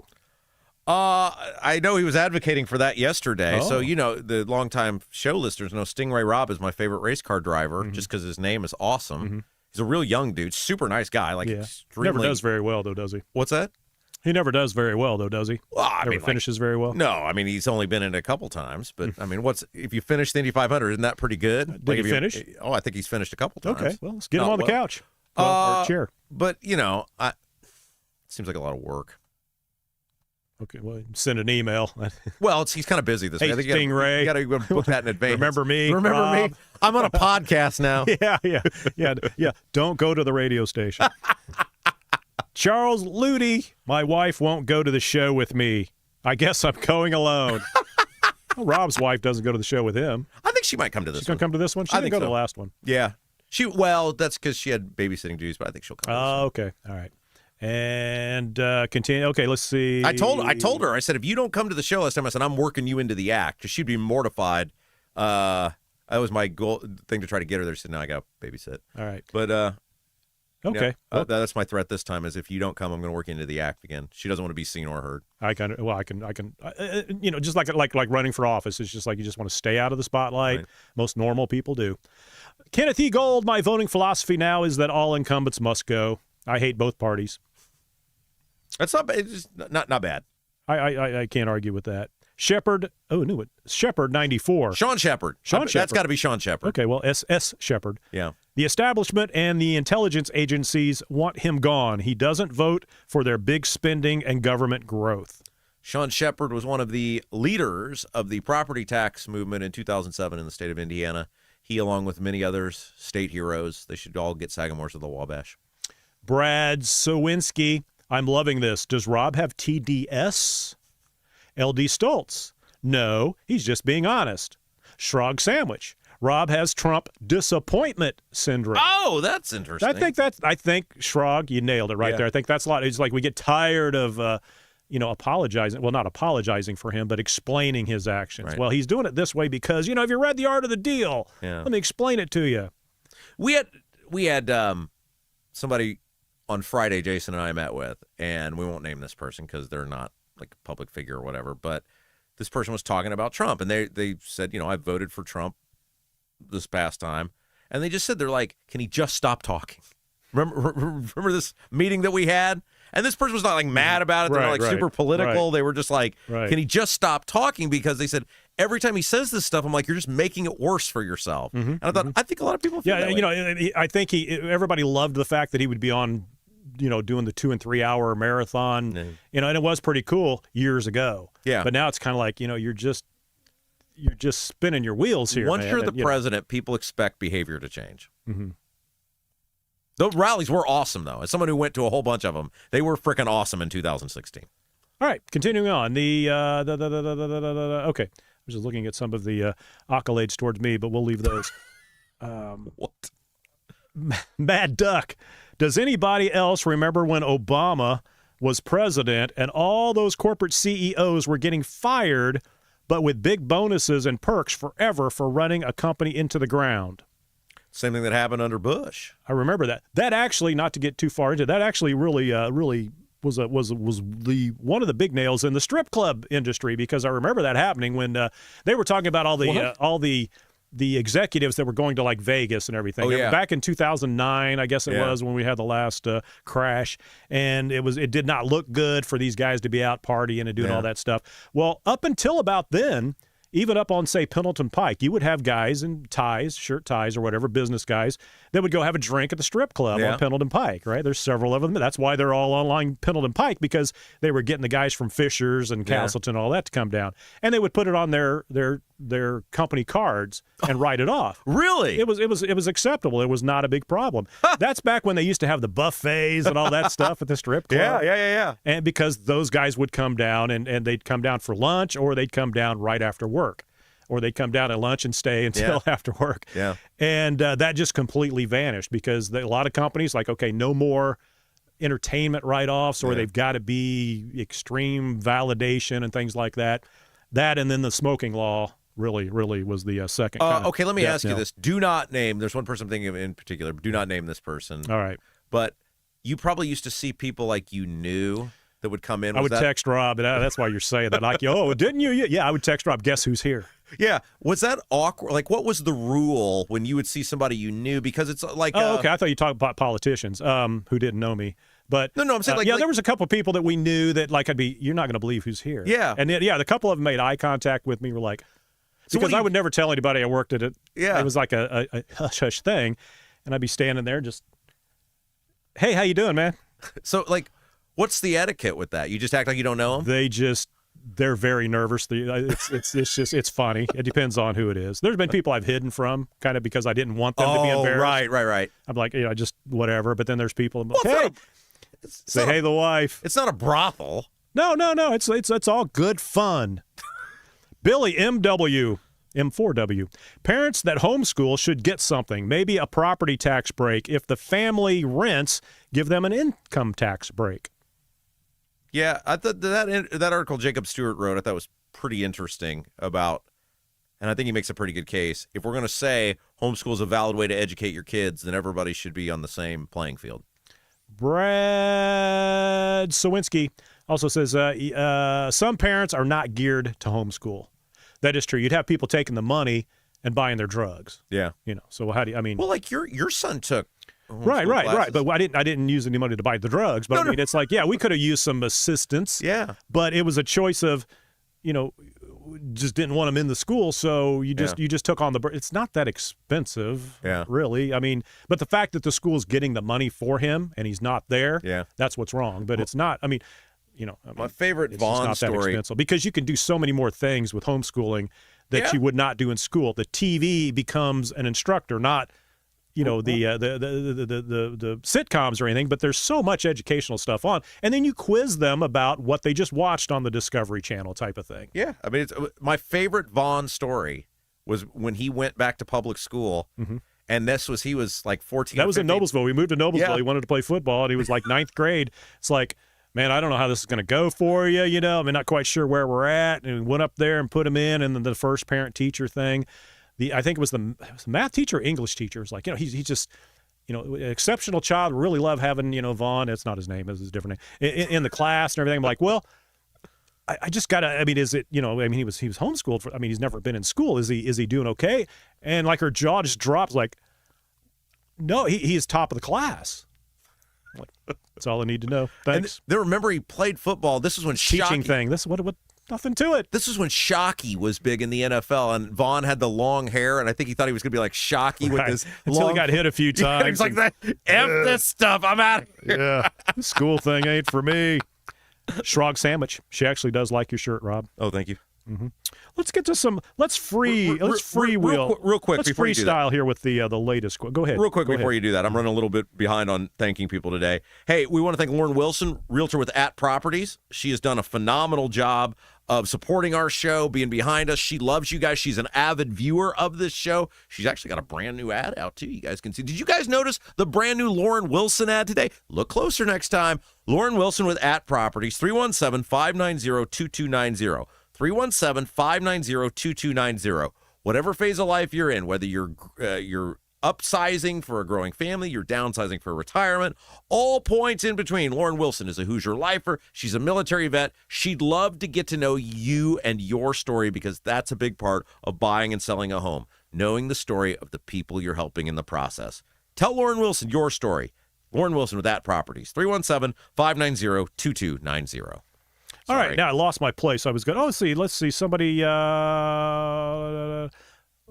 well, maybe I shouldn't freestyle. I had a little thing going here where I thought, Jenny Green, not on Memorial Day. No, people don't want me to do a show on Memorial Day. Well, that was Jenny Green. Well, Jenny Green's a very loyal viewer. Her word carries a lot of weight. If I have to take the day off, I'll take it off. Okay, let's see. Let's continue through the okay. Well, hey, Shrog Sandwich is very happy with our little promotion of her artwork. We do appreciate her submitting that. MLM Warriors, producer Jason, over 50 followers on the producer Jason Facebook page. Thank you very much. If you'd like to follow me on Facebook, go right ahead. Jason and I, we are your family now. Follow us. Ethan Hatcher. Okay, here we go. First female president, Sarah Palin. Oh, my God. Or Lauren Boebert. Okay, so I think, Ethan, I love you, but we've way moved past the Palin thing, right? There's no way. She just didn't. Again, she was another one I tried to support. Well, she's just kind of, she's not in the same mold as other politicians.